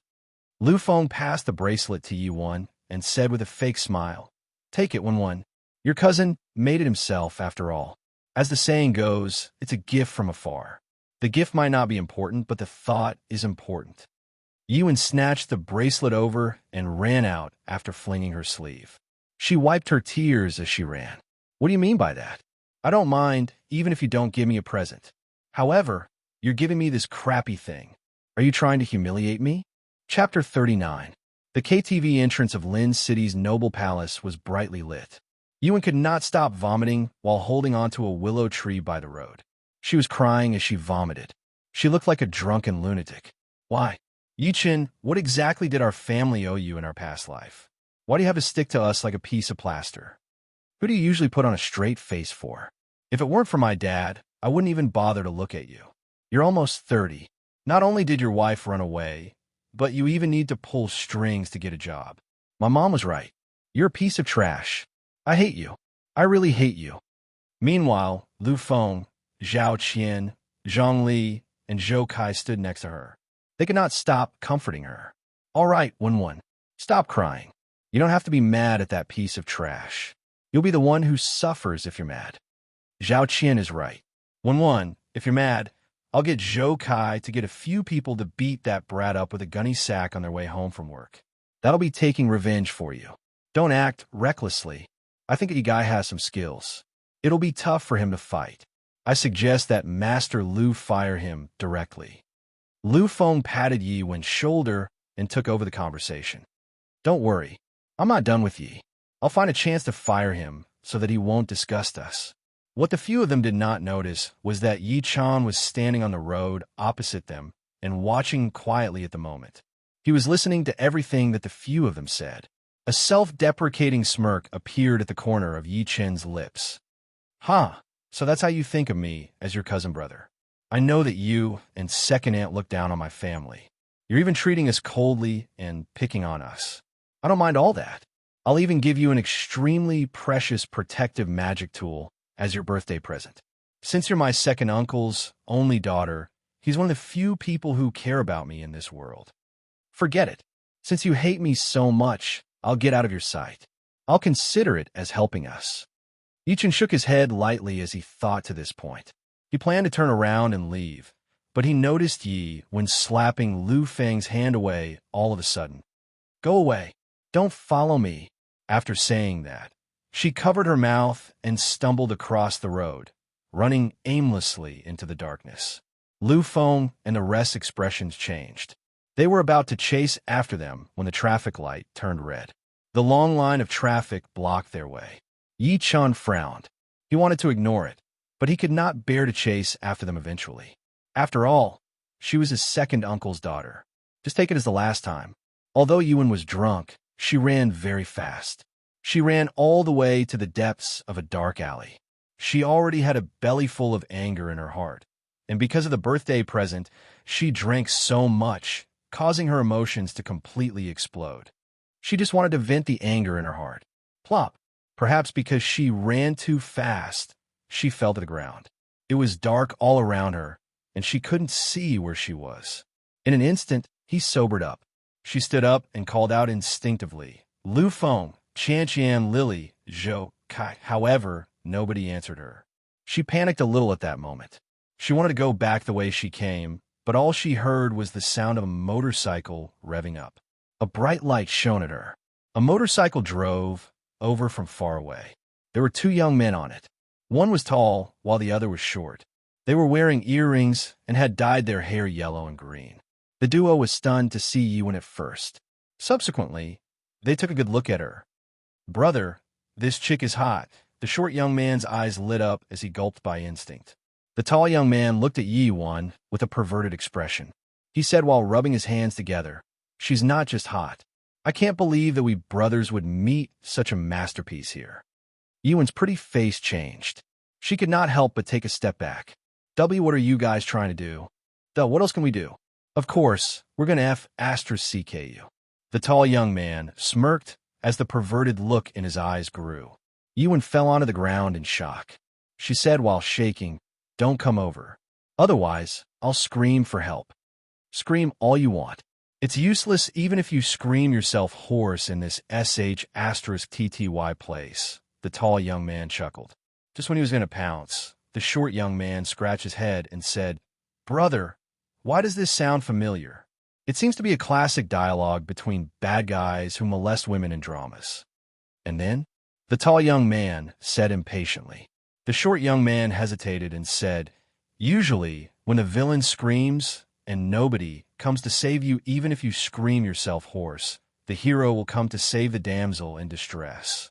The tall young man turned his head to look immediately. He turned his head and slapped the short young man directly when he did not see anyone. "Czar, how can you believe such a melodramatic plot? Hurry up and hold this chick's legs. Don't let her move." He pounced at Yi-Wen directly after saying that. "Gotcha!" As a crisp sound came, the thin dress on Yi-Wen's body was torn directly, revealing a large patch of her body. "No, no."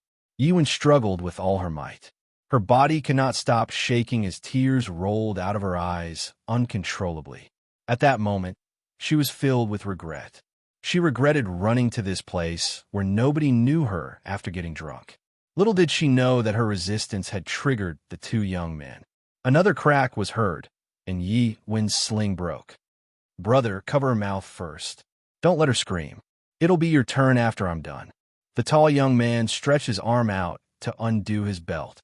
"No, I'm begging you guys." Yi-Wen covered her private part tightly as despair filled her heart. "No, you'll keep saying that you want it later. You women are always be asterisk cheese." The tall young man scoffed. Just when he was about to do something more while lying on her, he heard footsteps coming from behind all of a sudden. The footsteps were neither fast nor slow, but they were clear as if they were strolling in a park. The tall young man turned his head all of a sudden and looked into the darkness.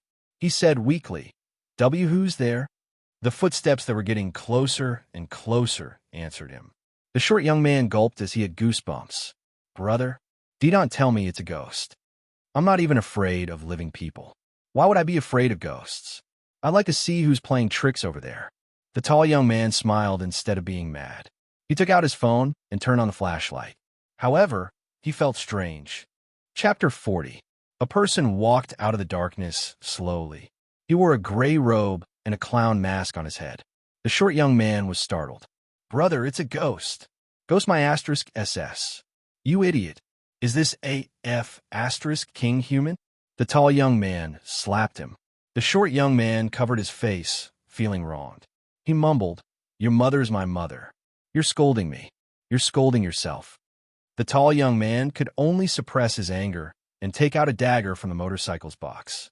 He shouted at the clown who was walking out of the darkness, "Stop right there." The clown seemed like he did not hear him and kept walking to Yi-Wen, who was shaking. He then took off his robe and put it on her. He said, "Follow me." "Yi-Wen," the short young man said weakly, "Brother, he's taking the girl that we're interested in away. I'm going to kill you for being such a busybody." The tall young man had a ferocious look on his face. He picked up the dagger and stabbed it at the clown. Yi-Wen could not help but scream in fear. However, her scream came to a halt because she realized that the clown next to her had grabbed the young man's hand. "You." The tall young man was shocked. Without saying a word, the clown grabbed him and threw him into the air. He threw him high up in the air as if he was throwing a rotten egg. Yi-Wen covered her mouth with her hand. She was so shocked that she almost screamed. Her breasts were undulating. He tossed him high into the sky with one hand. Was he still human? "Brother, come out and watch the flying man," the short young man said by instinct as he watched that dumbstruck. He then looked around and said, "Where's my brother?" Bang. As a loud thud came, a person fell from the sky and landed hard on the ground face first. His head was smashed directly while brain juice and blood flowed out. Yi-Wen had never seen such a gory scene before. She could not help but scream. Subsequently, she felt her stomach churn. She could not stop vomiting while holding onto the corner of the wall. The short young man walked to the body with his eyes wide open. "My brother's gone. He's dead. You kill my brother. I'm going to kill you." He threw himself at the clown as if he were going to fight for his life. The clown raised his hand and slapped him. This slap sent him flying into the wall. His head sank deep into the wall, and his legs that were exposed twitched a few times before drooping down. Yi-Wen watched that in horror. "Why, you killed someone. You killed someone. Shut up if you don't want to die," the clown said coldly and dragged her outside. Yi-Wen's heart could not stop pounding. She was grateful that he had saved her, but she was also terrified of his powerful ability and cruel methods. She was worried that he would kill her too. Fortunately, he didn't say anything along the way, nor did he make any excessive movements. The worry in Yi Wen's heart faded away gradually. She could not help but look at his strange attire and asked, "Hey, who are you?" The clown said nothing. "You must be a legendary ancient warrior, right?" Yi Wen was getting bolder. She had heard Lu Feng mentioning ancient warriors when he was bragging about them. He said that ancient warriors killed people like they were killing chickens and that they were more powerful than ordinary people. In reality, Lu Feng had never seen one before. He had only heard about it. Although that was the case, Yi Wen, Zhao Qian, and the rest were looking forward to it. The clown remained silent. Yi Wen did not mind. Instead, she said while giggling, "Don't worry. I won't tell anyone about you killing people. But why did you save me?" That was what she could not figure out. The person appeared as if he was looking for her. Could he have known that she was in danger beforehand? Most importantly, he was in disguise. She could not see his face clearly with a helmet on. Due to the poor lighting, even his body and clothes were a little blurry. "We're here." The clown stopped walking all of a sudden when they were about to walk out of the alley with her. Yi Wen knew that they were going to be separated. She felt reluctant for no reason, so she could not help but ask, "You saved my life after all. Can you take off your mask and let me see what you look like? I'll repay you later." "No need," the clown said coldly and walked into the darkness again. Yi Wen shouted immediately, "Hey, can't you at least tell me your name?"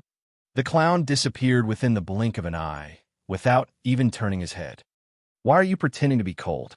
You're just like that guy with the surname Yi." Yi Wen stomped her foot in disappointment. She added, "But you're much more powerful than that guy. He pretended to be deep because he didn't get along. As for you, perhaps you're the lonesome powerhouse that people always say." Lu Feng and the rest shouts came from far away as they were talking. Yi Wen could only look deep into the alley and walk to the side of the road, waving at Lu Feng and the rest who were far away. Lu Feng rushed over with the rest. He took a good look at her and asked worriedly, "Where did you go, Wen? We were so worried." "I didn't go anywhere," Yi Wen said in a neutral tone. If this were the past, she might have been a little touched to see Lu Feng showing his true feelings. However, after what happened earlier, Lu Feng's position in her heart dropped. He was replaced by the clown who wore a mask and had a cold aura, but was extremely ruthless when he attacked. Perhaps Lu Feng was rich and good-looking, but money alone was not enough for a man's charm. Most importantly, he had to be powerful. Meanwhile, women lacked a sense of security, let alone a person who had just saved her life. The difference between the two of them was obvious. Lu Feng was slightly stunned. He seemed to notice the distance in her voice. "What's wrong, Wen? I told you that I'm fine. Can't you be more annoying?" Yi Wen said impatiently. Zhao Qian, who was standing aside, took out the bracelet and said, "Oh yeah, you accidentally left this in the KTV. The staff sent it to us after they found out. Isn't this the stupid thing that Yi Chen gave to Wen? Why are you keeping it? Throw it away." Lu Feng snickered and was going to take the bracelet away as he spoke. Yi Wen seemed to have thought of something. She snatched it away first and scoffed. "Throw it away. I'll return it to him tomorrow. I don't care about what he has." "That's right. I'll find a reason to fire him after you return it to him tomorrow," Lu Feng said while smiling. "It's getting late. Let's go home." Zhang Li yawned, looking sleepy. Subsequently, the few of them left after getting into the car. Yi Chun, who was standing far away, watched the car drive away. He looked normal and eventually turned around to rush home. This was the last time. Chapter 41. The next day, Yi Chun did not go to work. Instead, he went directly to the villa that Lin Tai had given him, Nine Dragons Bay. Nine Dragons Bay was located in the development zone of Lin City's villa complex, right in the middle. It was surrounded by a man-made lake that looked like 9 dragons that wanted to take off. That was why it was called Nine Dragons Bay. Yi Chun stood by the artificial lake and looked at the villa across him. He could not help but secretly nod. It seemed like Lin Tai had really spent a lot back then. He did not choose to row the boat over. Instead, he performed a light body skill and leaped onto the surface of the lake. His figure quickly ran towards the other side of the lake. His figure was like that of a dragon or a tiger, and the tips of his feet stepped on the lotus leaves, showing no signs of falling. If an outsider were to see this scene, they would definitely be shocked, speechless. In a few breaths, he arrived at the entrance of the opposite villa. Just as he was about to take out the key to open the door, an old man in a long gown rushed out from inside. "Are you Mr. Yi?" The old man said respectfully after opening the metal door. Yi-chun asked, "Are you with Lin Tai?" "Mr. Yi, my name is Li Fu. You could just call me Ah Fu. Bao Gu arranged for me to serve you early in the morning, including your daily life, as well as the cleaning of the villa." Ah Fu bowed very low. Yi-chun nodded and subsequently walked into the villa. Ah Fu followed him closely. There was a garden, a swimming pool, and a hot spring everywhere they looked. Ah Fu would introduce them every now and then. In the General Affairs Office of Lin City Development Zone, Yi Ming, the deputy director of the office, looked at his wife, daughter, and Lu Feng before him. He said rather helplessly, "Why are you guys here?" Dong Shuebing said something to Xiao Wu, who was on duty, and then led the other three out of the General Affairs Office. This was not a place to chat. When they reached the top of a hill behind the General Affairs Office, they could see the villas at the foot of the hill. Yi Ming then turned his head to look at Yi Wan and said, "I don't think it's a day off today. Why aren't you at work?" Yi Wan lowered her head and said nothing. "Why are you still going to work?" "Our daughter is about to die from anger because of that guy," Yi Wan's mother, Yang Hui, said angrily. Yi Ming was stunned and asked, "Which guy? What's going on?" "Your nephew, Yi-chun." Yang Hui glared at him and sneered. "Yesterday was Wenwen's birthday, and your good nephew gave her a worthless toy in front of her colleagues." Yi Ming looked stunned. "Is that all? You know little Chin's family situation better than I do. It's enough that he gave a gift to express his sincerity. Why are you still so calculative? What are you talking about? Does our daughter not want face anymore?" Yang Hui yelled at him sharply. "I told you not to introduce him to Wenwen's company, but you didn't listen. In the end, that brat messed around in the company, making Wenwen unable to lift her head." Yi Ming frowned and looked at Yi Wan. "Wenwen, is that true?" Lu Feng, who was standing aside, said immediately, "That's not all, Uncle Yi. Ever since Yi-chun came to our company, he disrespected his colleagues and leaders. He slacked off and came late. If he wasn't Wenwen's cousin, I would have fired him a long time ago. One could say that he almost described Yi-chun as a sinful B** star to defame him." Yi Wan, who had been keeping her head down, lifted her head to take a glance. Her lips moved slightly, but she said nothing. Although many of Lu Feng's words were made up, she did not defend herself in the end. It was all because that guy was so annoying. Yi Ming shook his head. He still did not believe it until now, because his impression of Yi-chun had always been a sensible and obedient kid. Yang Hui could not help but scoff upon seeing him like that. "Did you hear that? Lu Feng said that. So how can it be fake? Yi Ming, I don't get it. You're the deputy director of the Development Zone's office, after all. Why do you care so much about a piece of trash?" "That's because he's my nephew. His father and I are brothers from the same mother." Yi Ming looked at her expressionlessly and said in his deep voice. Seeing that her parents were going to fight again, Yi Wan stopped them all of a sudden. "All right, can you guys stop talking? I'm so annoyed." At the same time, her disgust toward Yi-chun had peaked. It was all that guy's fault. If not for him, she would not have been raped last night, and her parents would not be fighting like this. "Look, guys, that looks like Yi-chun," Lu Feng exclaimed all of a sudden at that moment. The few of them looked up and down where he was pointing. They saw a skinny young man walking out of the villas. "It's really him. He's like a ghost that won't go away." Yang Hui's face turned grim at that moment. "But why is he going to the villas? The people living there are all billionaires. Is he going to steal something?" Lu Feng said in a strange tone. He was fascinated by the development zone. Even the cheapest house cost 20,000 yuan per square meter, especially the Nine Dragons Bay in the middle. It would not be an exaggeration to call it a palace among villas. However, he was merely fascinated by it. He knew that he would not be able to afford it even if he worked hard for hundreds of years. Yang Hui glanced at Yi Ming and scoffed. "Look at your great-nephew. I can't believe he's reduced to stealing." "Don't talk nonsense." Yi Ming's expression turned slightly grim. He then took out his phone and called Yi-chun. Yi-chun had just gotten out of Nine Dragons Bay.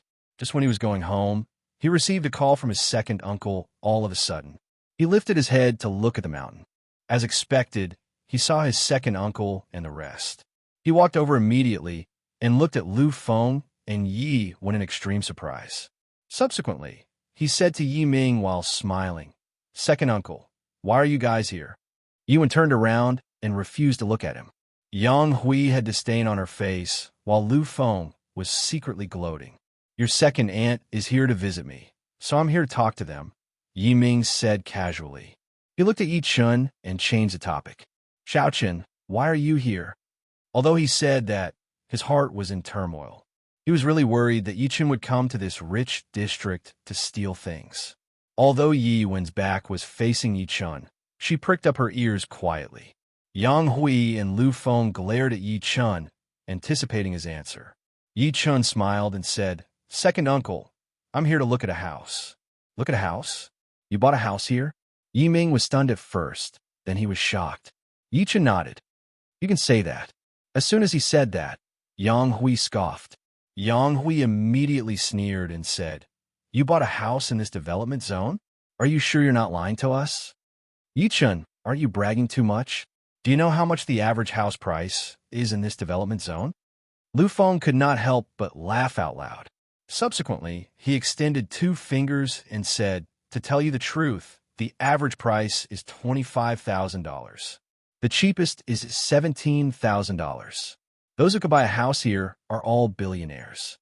He looked at Yi Chun in disdain after saying that. He seemed to be hoping to see the panic on Yi Chun's face after his lie was exposed. However, Yi Chun merely gave short response. Yi Wen secretly shook her head. He was hopeless. He would never change. The smile on Yi Ming's face turned cold slowly. He looked disappointed that Yi Chun did not live up to his expectations. Even he thought that Yi Chun was bragging. Yang Hui crossed her arms before her chest and said wryly, "Since you said that you bought a house here, sure. Show us which one it is. Your second uncle might know it." "That's right. Uncle Yi is the deputy director after all. He supervised the construction of these villas," Lu Feng said as if he wanted to stir up trouble. Yi Chun looked at Yi Ming and subsequently turned around to point at Nine Dragons Bay at the foot of the mountain. He said, "That one." "Ha!" Lu Feng was stunned at first. He was the first to laugh out loud while holding his tummy. "Yi Chun, are you saying that you bought Nine Dragons Bay?" "Actually, I didn't buy it. Someone gave it to me," Yi Chun said while smiling. Yang Hui turned her head to look at Yi Ming, who looked grim. She said gloatingly, "Oh no, your nephew is hopeless." Although she did not know much about houses, she knew that Nine Dragons Bay was the best among the villas. The rest cost 20,000 to 30,000 yuan per square meter. Did that not mean that Nine Dragons Bay cost 50,000 to 60,000 yuan per square meter? If that was the case, the entire villa, including the swimming pool, garden, and garage, would cost at least 70 million yuan. Yi Ming took a deep breath in and said to Yi Chun with a complicated expression while looking at him, "Xiao Chun, what do you want me to say to you?" Sigh. He was very disappointed in Yi Chun at the moment. Yi Wen chuckled and thought to herself, "Dad, you finally know what kind of person this guy is now." "Uncle Yi, since Yi Chun insists that Nine Dragons Bay is his, why don't we do this? We'll get Yi Chun to show us what the mansion looks like," Lu Feng said all of a sudden as he rolled his eyes. Chapter 42. Seeing Yang Hui and Lu Feng teasing Yi Chun with all their might, Yi Ming could not help but say, "Forget it. Xiao Chen was just joking. Don't take it seriously. Go back." Yang Hui opened her mouth and scoffed. Meanwhile, Lu Feng looked disappointed. He could not wait to see Yi Chun embarrass himself. However, since Yi Ming had already said that, he would seem overbearing if he insisted. Just when they were planning to leave, Yi Chun said without even thinking, "Sure, second uncle." However, Yi Chun said without thinking, "Sure, second uncle. I happen to be free today. If you guys really want to see it, I can bring you guys there now." The few of them were stunned to hear that. They thought they had heard it wrong. Yuan glanced at him in utter disgust. "How long are you going to pretend? My dad has already taken the initiative to give you a way out. Not only do you not understand, but you're still acting tough. Your lies will be exposed eventually. Xiaoqin, Yi Ming frowned. He had no idea what to say at the moment. Lu Feng was secretly elated. He interrupted immediately. Uncle Yi, since Yi-chun has taken the initiative to invite us, let's go take a look. Otherwise, he'll think that we're not showing him respect. Yi-chun, oh Yi-chun, you're really seeking death this time. I like to see how you're going to clean up after your lies are exposed. Yi Ming glanced at Yi-chun helplessly. Just when he was going to speak, Yang Hui grabbed his hand and walked down. She said as they walked, "Why are you still talking so much? Your nephew has grown up. It's only right for him to invite you, a senior, to his new mansion." Yuan did not want to go at first. However, she was furious after seeing Yi-chun pretending to be calm. She clenched her teeth and followed them to the villas below. Yi Ming shook his head as he walked. He was secretly thinking about how he could help Yi-chun out of the situation later. Meanwhile, he could teach him a lesson without hurting his pride. Over 10 minutes later, the few of them arrived at the man-made lake across Nine Dragons Bay. As they looked far away, they could see the beautiful scenery around Nine Dragons Bay. All of them were shocked by the palace that could be described as a villa. Seeing that there was no way out, Yang Hui glanced at Yi-chun while smirking. She said gloatingly, "Xiao-chun, there's no way out. Why don't you, the master, tell us how we're going to get there? There's a man-made lake around here. The width of the lake should be more than 10 meters, and there's no bridge. I think the owner of the villa did this on purpose to prevent some riffraff from going over." Lu Feng introduced while smiling. He emphasized on the word shady on purpose. He even glanced at Yi-chun meaningfully. Yi Ming sighed and took over the conversation. "This villa belongs to the wealthy Lin Tai. You guys might not have heard of Lin Tai, but you guys should know Brother Leopard." Brother Leopard? Lu Feng inhaled sharply, his face filled with shock. "You mean Brother Leopard, who controls the entire underground of Lin City? His power even covers the entire 3 provinces of Tianan?" He knew a little about Brother Leopard. He could still vaguely remember the last time he and the others went online in the internet cafe. They had offended Brother Leopard's underling, Brother Viper. Even Chen Wu, who ran amok on East Street, was as obedient as a quail in front of Viper. How terrifying was Brother Leopard? "Yes, it's him." Yi Ming nodded and said with fear on his face, "What you guys don't know is that not only is he ruthless in the dark, but nobody dares to offend him in the open. It's not an exaggeration to say that he's a man of the law." "Xiaoqin, didn't you say that this villa belongs to you? Why is Brother Leopard involved?" Yang Hui looked at Yi-chun, pretending to be confused. Yi-chun smiled calmly. "It used to be Lin Tai's, but he gave it to me. Say, Yi-chun, can you stop pretending?" Lu Feng could no longer hold back his ridicule. He said with a scoff, "Brother Leopard isn't to be trifled with. You've claimed his villa and brought us here. If he finds out about this, everyone here will be in trouble. Don't worry, he wouldn't dare." Yi-chun smiled lightly and took out his phone to make a call. He said, "Get the speedboat here." The smirk on Lu Feng's face grew when he saw that. "Keep pretending. You really won't give up until you reach the Yellow River. If you really offend Brother Leopard, I'll be the first to say that you lied to us." Yuan looked at Yi-chun in disgust. She turned her head to say to Yi Ming and Yang Hui, "Dad, Mom, let's go back. This is boring." She really did not want to look at Yi-chun at the moment. How can he be so stubborn at a time like this? He even got a speedboat to pick them up. A loud thud came from the other side of the lake as soon as she was done speaking. Subsequently, a white speedboat drove over quickly from the other side of the lake. "There's really a speedboat here?" Yang Hui looked shocked. She glanced at Yi-chun secretly. Could this villa really belong to him? Lu Feng shook his head and said arrogantly, "It's not here to pick us up. The owner must have found out that we're here, so he's mad." Yang Hui and Yi Ming could not help but get nervous as soon as he said that. Yang Hui glared at Yi-chun coldly. "You've screwed us over. Forget it. I'll try my best to talk to the owner when they get here later." Yi Ming forced a smile. Yi-chun smiled without saying anything. Soon, the speedboat arrived by the lake that they were standing on. An old man in a long robe walked down from it. The old man wore gold-framed glasses and had an extraordinary aura. Could he be the owner of the villa? Just when everyone was having their own thoughts, they saw Li Fu get out of the lake and jog to Yi-chun. As everyone watched with their mouths agape, the old man bowed hard to Yichun.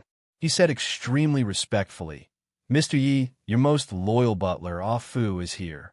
He did not even look at the rest throughout the entire process. At that moment, everyone apart from Yichun was dumbstruck. There was dead silence. Yichun nodded calmly and stretched his arm to point at Yi Ming, who was next to him. "I'm here to bring some of my relatives here. This is my second uncle, Yi Ming. He's currently the Deputy Director of the General Affairs Office in the Development Zone." "Nice to meet you, Director Yi. I've always heard that there's an extraordinarily honest and upright office director here, but I've never seen him. Now that I've met him today, I'm sure that he lives up to his reputation." Li Fu smiled at Yi Ming in an extremely polite manner.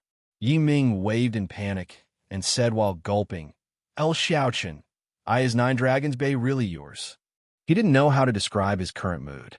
He had seen the old man in front of him before, but at that time the old man was very arrogant and had never put him, the deputy director, in his eyes. How could he be as amiable as he was now? Just when Yichun was going to speak while smiling, Li Fu spoke first. "Director Yi, Nine Dragons Bay really belongs to Mr. Yi." Brother Leopard gave it to him. Yi Ming felt like the world was spinning as soon as he was done speaking. Yi Ming felt like the world was spinning. Yiwen's lips opened slightly as disbelief filled her beautiful eyes. Subsequently, she felt a burning sensation on her face. So, he wasn't lying from the beginning. "I can't believe I thought he was pretending." Yang Hui's face turned pale. She could not speak, as if someone was choking her.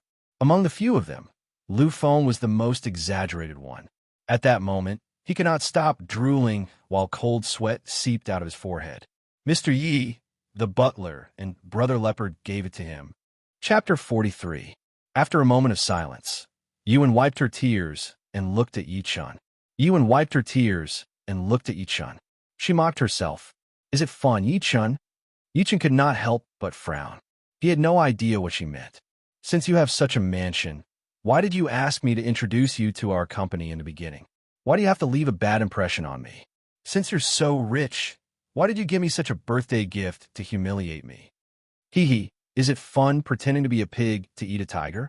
Is it fun to tease people who are weaker than you? Since you want to pretend, why don't you do it all at once?" Yuan was crying harder as she spoke. Yichun said calmly, "I didn't mean that at all. The reason why he joined the company was that he could not reject his second uncle's kindness. Secondly, he wanted to answer to his parents. He had never planned to reveal the villa to the public since the beginning. It was all because of Yang Hui and Lu Feng, who kept fanning the flames."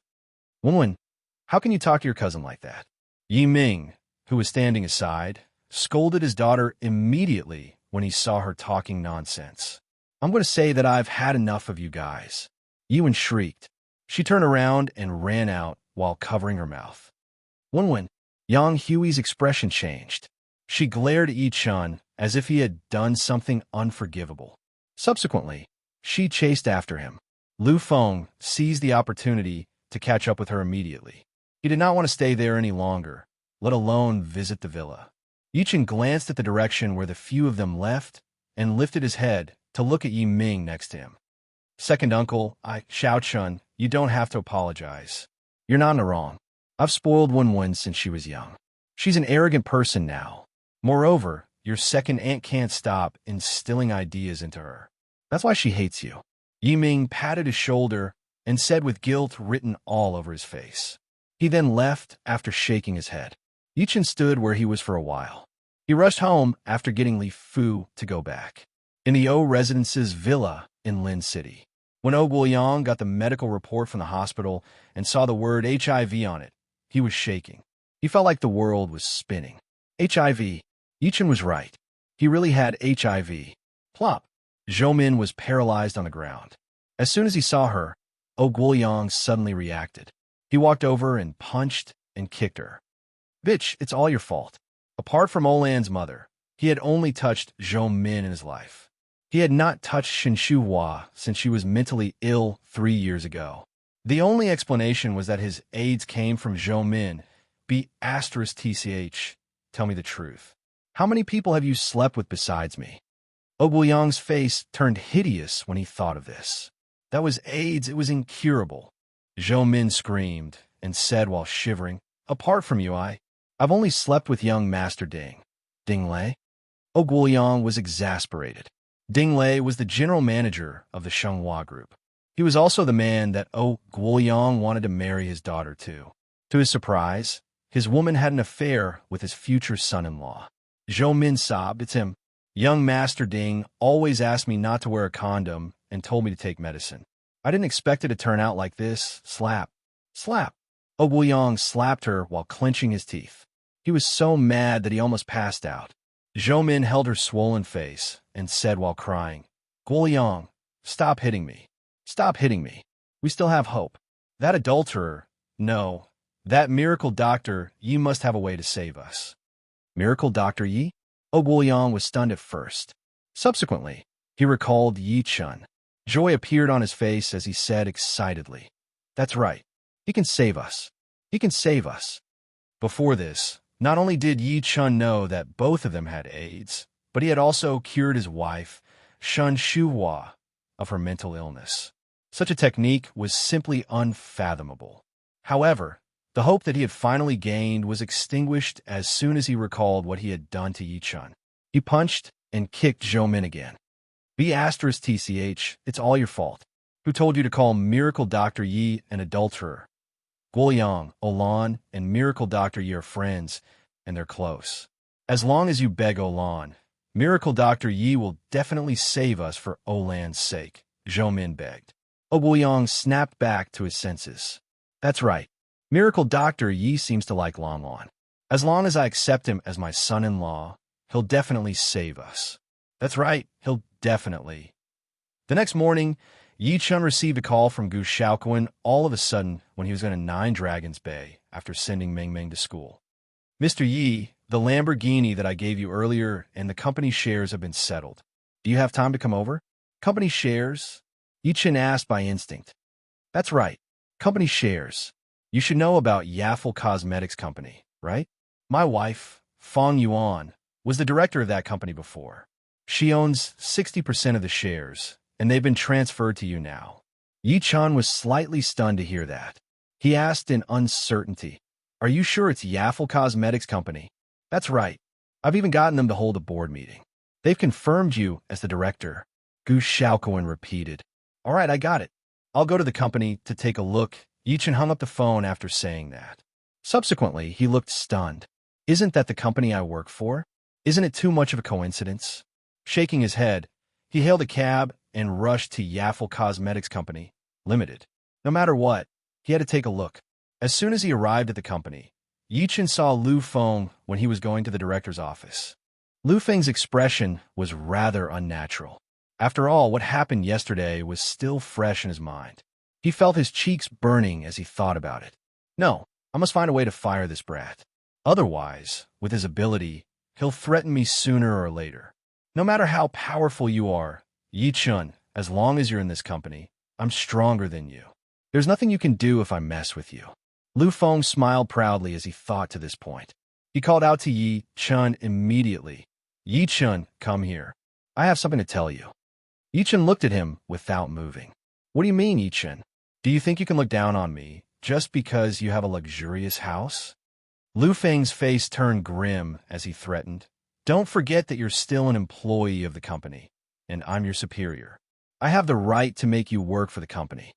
"Work for the company?" Yi Chun smiled and followed him into the sales department's office with interest. At that moment, everyone was there. They were gloating when they looked at Yi Chun. Yuan was the only one who pretended not to see him. Lu Feng said while smiling all of a sudden after Yi Chun sat down. "Yi Chun, you've been in the company for a few days now. You should be familiar with the company's business scope. I'm giving you a sales mission now. If you can't complete it, not only will your salary be deducted, but you'll also be fired." "What mission?" Yi Chun smiled calmly. "Finally, you can't take it anymore?" Lu Feng turned around and took a document from his desk. He placed it before Yi Chun and said in all seriousness, "The company sells cosmetics. Naturally, your mission is to promote cosmetics to premium customers. There are 2 premium customers in this document. Your current mission is to recommend our products to them." Zhao Qian, who was standing aside, could not help but chuckle. Standing aside, Zhao Qian could not help but say while smiling, Yi-chun, everyone in the sales department has a fixed sales performance. We didn't arrange it for you because you're new. Although she said that, she was so happy that she was almost laughing out loud. The reason being that the two premium customers that Lu Feng had arranged for Yi-chun were the most difficult, and they had the worst tempers. Everyone in the office had taken turns to be scolded by Guoyang earlier. Meanwhile, Shun Shuhua was just a mental patient. How is it possible to promote products to a mental patient? Some of the old people in the office secretly shook their heads. Those who were smart knew that Lu Feng was going to make things difficult for Yi-chun and fire him. Yi-chun picked up the document and saw two names written on it. They were Guoyang and Shin Shuhua. At that moment, Yi-chun had a strange expression on his face. Lu Feng thought that he was backing off, so he added immediately, "Don't think that I'm bullying you. These two customers are the easiest to communicate with. Don't blame me for being ruthless if you can't complete it." Yuan ignored him. She lowered her head and drew a picture with a pen. She was very focused. There was a person walking in the dark in the picture. The person was wearing a clown mask. Yi-chun glanced at Lu Feng wryly. "Are you sure you want me to promote makeup products to these two people?" "Of course. Make the call now. You must convince one of them before you get off work," Lu Feng scoffed. Just when he thought that Yi-chun would resign in anger, Yi-chun said while smiling, "It won't take a day. I'll get them in 10 minutes. The entire office was shocked as soon as he said that. Everyone thought they heard it wrong. 10 minutes? Zhongli snickered out loud. She said in disdain, "Yi-chun, don't you think you're bragging too much?" Zhou Kai and Zhao Qian seemed to have heard something funny. They were laughing so hard that they could not even stand straight. Yuan secretly scoffed. "Do you really think that you're so full of yourself just because you have a villa?" Guoyang is the Tianqin Group's director. His value is 10 times higher than yours. That little bit of money you have is nothing to him. Chapter 44. At the Winna Hotel in Lin City, Olan looked at Guoyang and Zhou Min before her helplessly. Ever since her mother, Shun Shuhua, recovered, they had moved to the hotel. They wanted to draw a line between them and her father. Never had she thought that he would come to them. Shin Shuhua sat aside quietly. There was no emotion in her eyes when she looked at Guoyang and Zhou Min as if they were strangers. Guoyang did not mind the mother and daughter's coldness at all. He turned his head and slapped Zhou Min, making her kneel onto the ground. He then looked at the mother and daughter in guilt. "Lan, wifey, I'm sorry. I apologize for what I did earlier. I'm not human. I was blinded by lard." He slapped himself as he spoke and wailed, "But I've gotten the punishment I deserve. I have AIDS. I'll definitely die if I have AIDS." Shin Shuhua sneered. Her own husband messed around with other women and got AIDS in the end. What a big irony. "Dad, do you really have AIDS?" Olan asked, feeling sorry for him. At the same time, she was secretly shocked. Never had she thought that Yi-chun would be right again. Guoyang forced a smile. "The medical report is out. Dad's blood test is positive. Lan, I know that you're close to Miracle Dr. Yi. Please ask Miracle Dr. Yi to save me. I was wrong. I won't force you to marry Dang Lei anymore. Instead, I'll support you to be with Miracle Dr. Yi." "Dad, what are you talking about?" Olan's cheeks flushed. She said angrily, "Yi-chun and I don't have that kind of relationship." She had no idea that her reaction confirmed Guoyang's speculation. Just when Guoyang clenched his teeth and was going to kneel to Olan, Yi-chun picked up his phone and called Guoyang. On the other hand, Yi-chun picked up his phone and called Guoyang as Lu Feng urged him impatiently. "The countdown starts now. You only have 10 minutes, Lu Feng said wryly as he turned on the stopwatch on his phone. Zhao Qian, Zhang Li, and the rest stared at Yi-chun with their eyes wide open. They were secretly anticipating that he would be rejected and be fired. Guoyang's phone rang just when he bent down. The veins on his face bulged. He scolded as soon as he picked up the call. "Aren't you salesmen annoying? I said I don't want it, so I don't want it. If you call me again, I'll sue you for harassment." Now that he had AIDS, and because of what had happened to Ding Lei, he was already furious. How could he be in the mood to buy cosmetics? Yi-chun said coldly, "I'm Yi-chun." Lu Feng sneered when he heard that. "Are you Yi-chun? Why don't you say you're Zhou Ruinfa?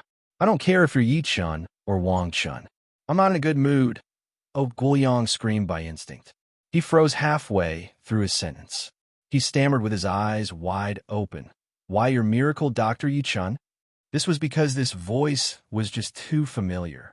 Before this, it was like a nightmare to him, but now that he heard it again, it was even better than the sound of nature. Yi Chun responded coldly. Just when he was going to speak, he heard Oh Guoyang crying through the phone. Miracle Dr. Yi, help, help. I shouldn't have offended you earlier. I hope you can be magnanimous, Yi Chun said while smiling. I'm calling to promote some cosmetics to you. However, judging from your tone earlier, you don't want it anymore. Since that's the case, forget it. As he spoke, he was about to hang up. Wait. Miracle Dr. Yi, wait. Oh Guoyang panicked when he heard that. Miracle Dr. Yi, I want the cosmetics. I want as many as you have. I want them no matter what price you offer. Yi Chun turned his head to look at the dumbfounded Lu Feng. Oh yeah, how many packaged cosmetics does our Yaffle Cosmetics company have? How much is one set? We don't have any in the company, but we have 50,000 sets in stock at the factory. They haven't been distributed yet. It's 499 yuan per set. Lu Feng gulped and said. He felt like the script had gone awry. Yi Chun gave a short response and said into the phone, Are you sure you want as many as you have? We have 500,000 here. Each set is 499 yuan. His voice fell. The people in the office were so shocked that they almost fell to the ground and cursed out loud. Big brother, it was 50,000 sets. How did it become 500,000 sets when it came to you? One had to know that a set of cosmetics alone cost 500 yuan. 500,000 sets would cost 250 million yuan, which was equivalent to the company's annual sales. Moreover, Director O was a man. Even if he bought cosmetics as a gift, it would be great if he could only get dozens of sets, right? Miracle Dr. Yi, I want 500,000 sets. I can transfer the full payment to you first. Oh Guoyang said without even thinking about it. Sure. Yi Chun nodded and asked, Oh yeah, Sister Shin should be next to you, right? Get her to answer the phone. Oh Guoyang passed the phone to Shun Shuhua, who was next to him immediately, and said weakly, Miracle Dr. Yi is looking for you. Shun Shuhua was elated. She took the phone over and said in extreme gratitude, Miracle Dr. Yi, you don't have to say anymore. I want 100,000 sets of cosmetics from your company. I'll pay you in full first. Although she had been insane for 3 years, she had opened a company before that, so she had some savings. Yi Chun hung up before Oh Guoyang could reply. He turned his head and said to Lu Feng while smiling, All right, one of them is willing to buy 500,000 sets from us while the other is willing to buy 100,000 sets. Moreover, they'll pay in full first. Lu Feng's jaw dropped. Zhao Qian, Zhang Li, Zhou Kai, and Yuan who were next to him had their jaws dropped. They cannot say a word. It's done just like that. Moreover, it's 600,000 sets that are worth over 100 million. Isn't this business a little too easy? Just when everyone was feeling dizzy, Zhao Qian scoffed all of a sudden. Yi Chun, I can't believe that you're such a person. I can't believe that you hired 2 people to put on a show to trick us so that you won't be fired. The rest snapped back to their senses after hearing what she said. They thought that it was impossible too. Lu Feng looked coldly at Yi Chun immediately and said, Zhao Qian is right. Yi Chun, you've crossed the line. Do you really think we're fools? I suggest, Master Lu, to call Director O and ask him yourself.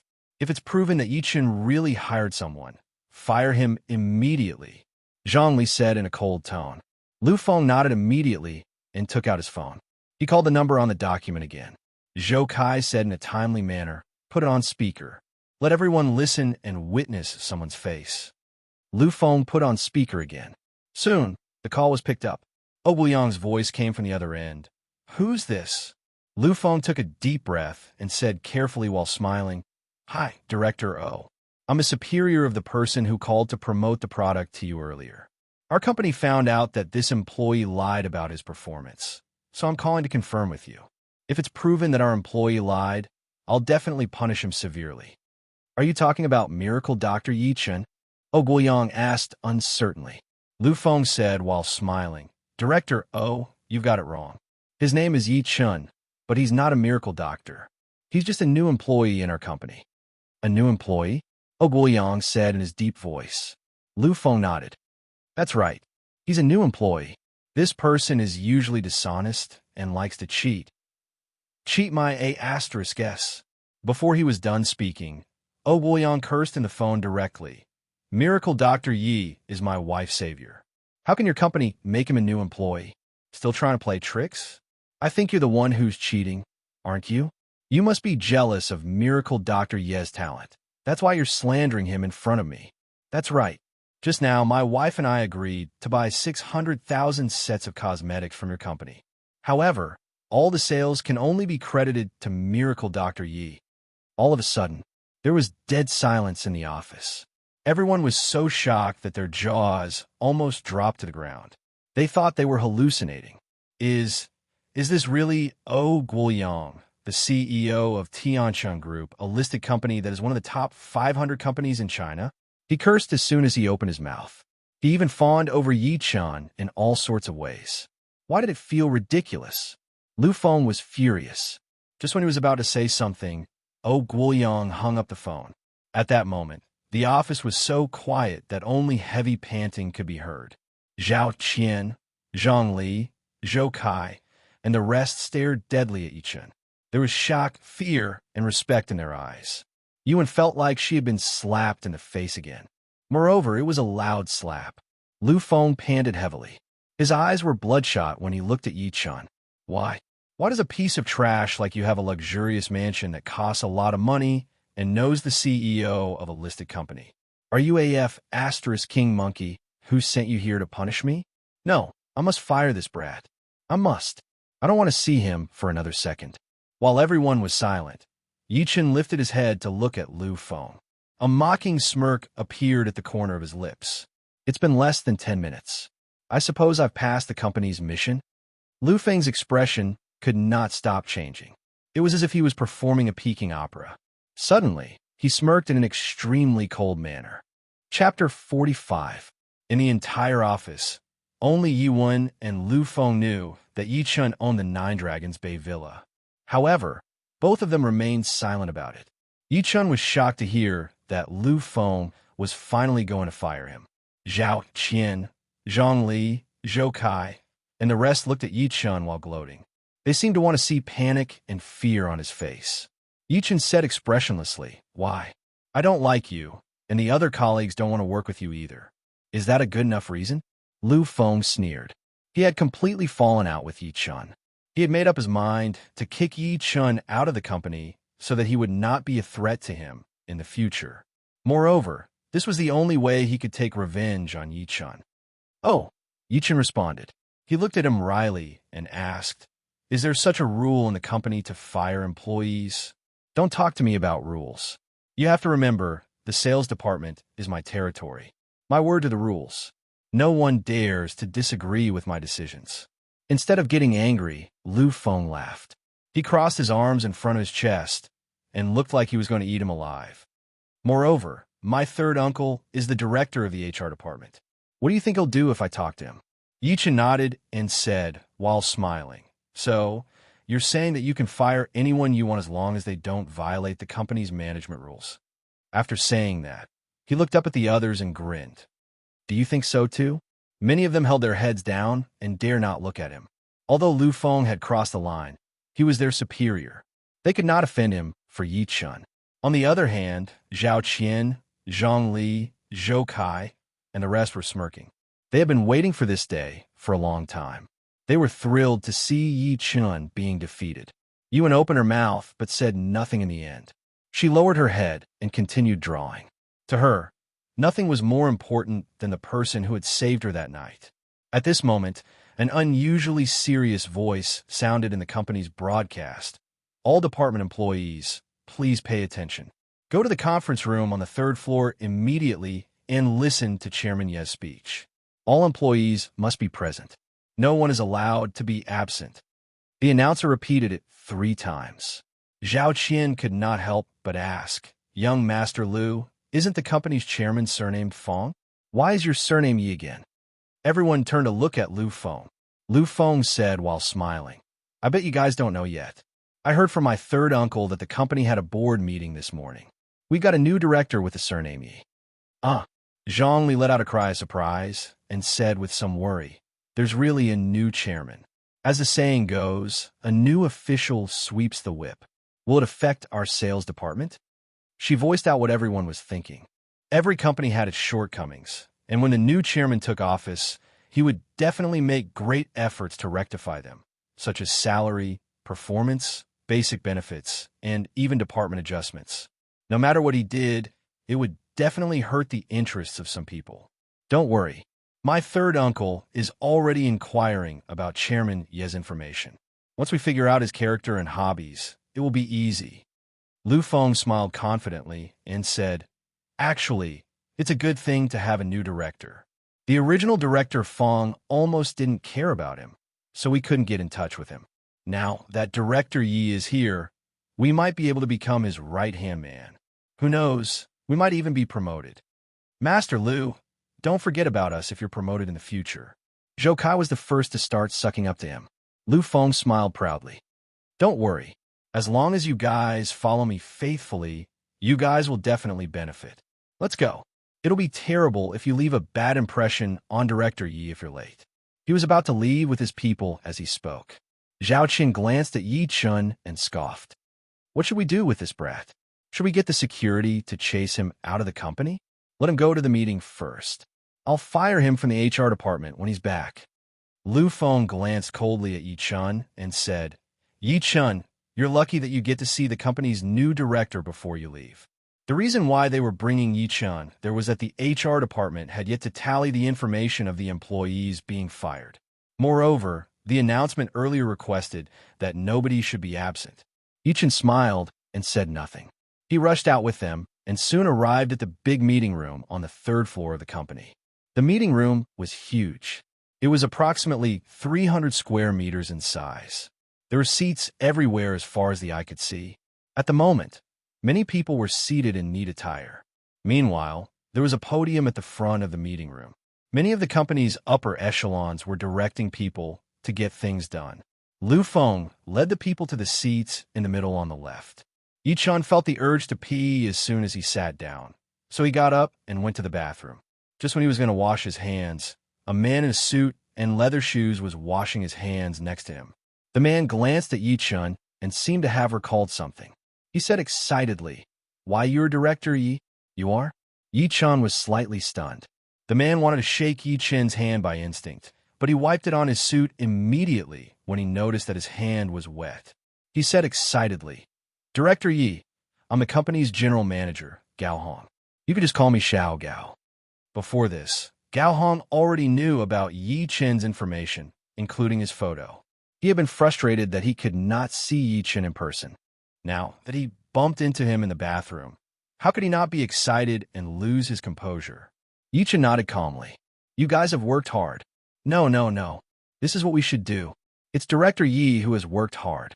You become our company's director at such a young age. It's not an exaggeration to say that you're a genius. Gao Hong said respectfully as if he was on steroids. Director Yi, the meeting room should be ready. Let me bring you there myself. There's no need for that. I'll take a look down there. Yi Chun shook his head and smiled. No matter what, this company belonged to him now, so he had to take a good look at it. Gao Hong was a smart man. He knew that the new director was going to observe the company's situation in a low-key manner, so he could only nod. Sure, I'll invite you to give a speech later. Yi Chun chatted with him for a while before returning to the meeting room. He realized that the entire meeting room was full. Zhang Li, who was next to him, glared at him. What are you doing, Yi Chun? How can you run around at such an important time? You'll suffer if you drag us into this. That's right. I'm warning you. Don't you dare cause trouble to take revenge on me just because you're fired, Lu Feng said coldly. Yi Chun smiled and took a good look at the people around him quietly. Zhang Li could only scoff upon seeing him like that. She asked the people around her softly, Have you guys seen Director Yi? No. Zhao Qin shook her head. She mumbled while taking a good look at the entire meeting room. This Director Yi of ours is really mysterious. Guess what he looks like? How old is he? I'm guessing that Director Yi must be handsome. As for his age, he should be between 40 to 50, Zhang Li said in deep thought. Zhao Qian said while looking infatuated. No, no, no. I'm guessing this director, you shouldn't be 40. You should look like a domineering president. He's young, handsome, single, and very manly. Go ahead and flirt. Zhongli rolled her eyes at him angrily and mocked. Do you think this is an idle drama? A domineering president? Moreover, even if Director Yi is really a domineering president, do you think he'll like you? Don't look down on me, all right? Zhao Qian looked indignant. She shook the 36D on her chest and said, I'm someone with money after all. What if Director Yi likes my style? All right, stop talking. Lu Feng stopped them immediately. Yi Chun, who was standing aside, was stunned to hear that. He could only secretly shake his head. He had no idea that Zhao Qian happened to see him shaking his head. She thought he was mocking her, so she said angrily, Yi Chun, what do you mean by shaking your head? Although your surname is also Yi, you and Chairman Yi are like heaven and earth. Even if I get gang raped, I won't fall for someone like you. As soon as she was done speaking, an extremely serious voice came from the stage. Silence. The people lifted their heads to look. They saw the general manager, Gao Hong, standing on the stage with a microphone in his hand. He stared at them in all seriousness. The entire meeting room fell into silence, and nobody dared to breathe loudly.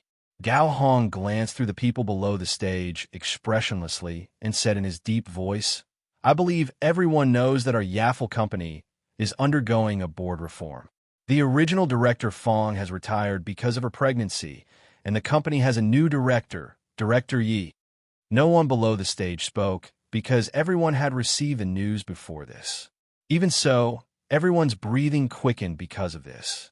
Now that the company is without a leader, we believe that Director Ye's arrival will definitely bring the company to a new level. We all firmly believe that under Chairman Ye's wise leadership, all the employees in the company will have their own fighting spirit and initiative. Gao Hong took 2 steps forward as he spoke to this point. He bowed to the audience below the stage and said respectfully, Please welcome Director Yi to the stage. At the same time, the rest of the company's upper echelons behind him bowed and said in unison, Please welcome Director Yi.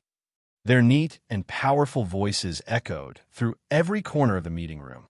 Coupled with Gao Hong's passionate speech, everyone's mood was lifted. Everyone looked around carefully with their eyes wide open. They were curious about who exactly the company's new director, Director Yi, was. Even Lu Feng, Zhao Qian, Zhang Li, Zhou Kai, Yuan, and the rest were no exception. If not for the fact that the higher-ups were watching, they would have stood up since the beginning. Under the watchful eyes of the people, Yuan stood up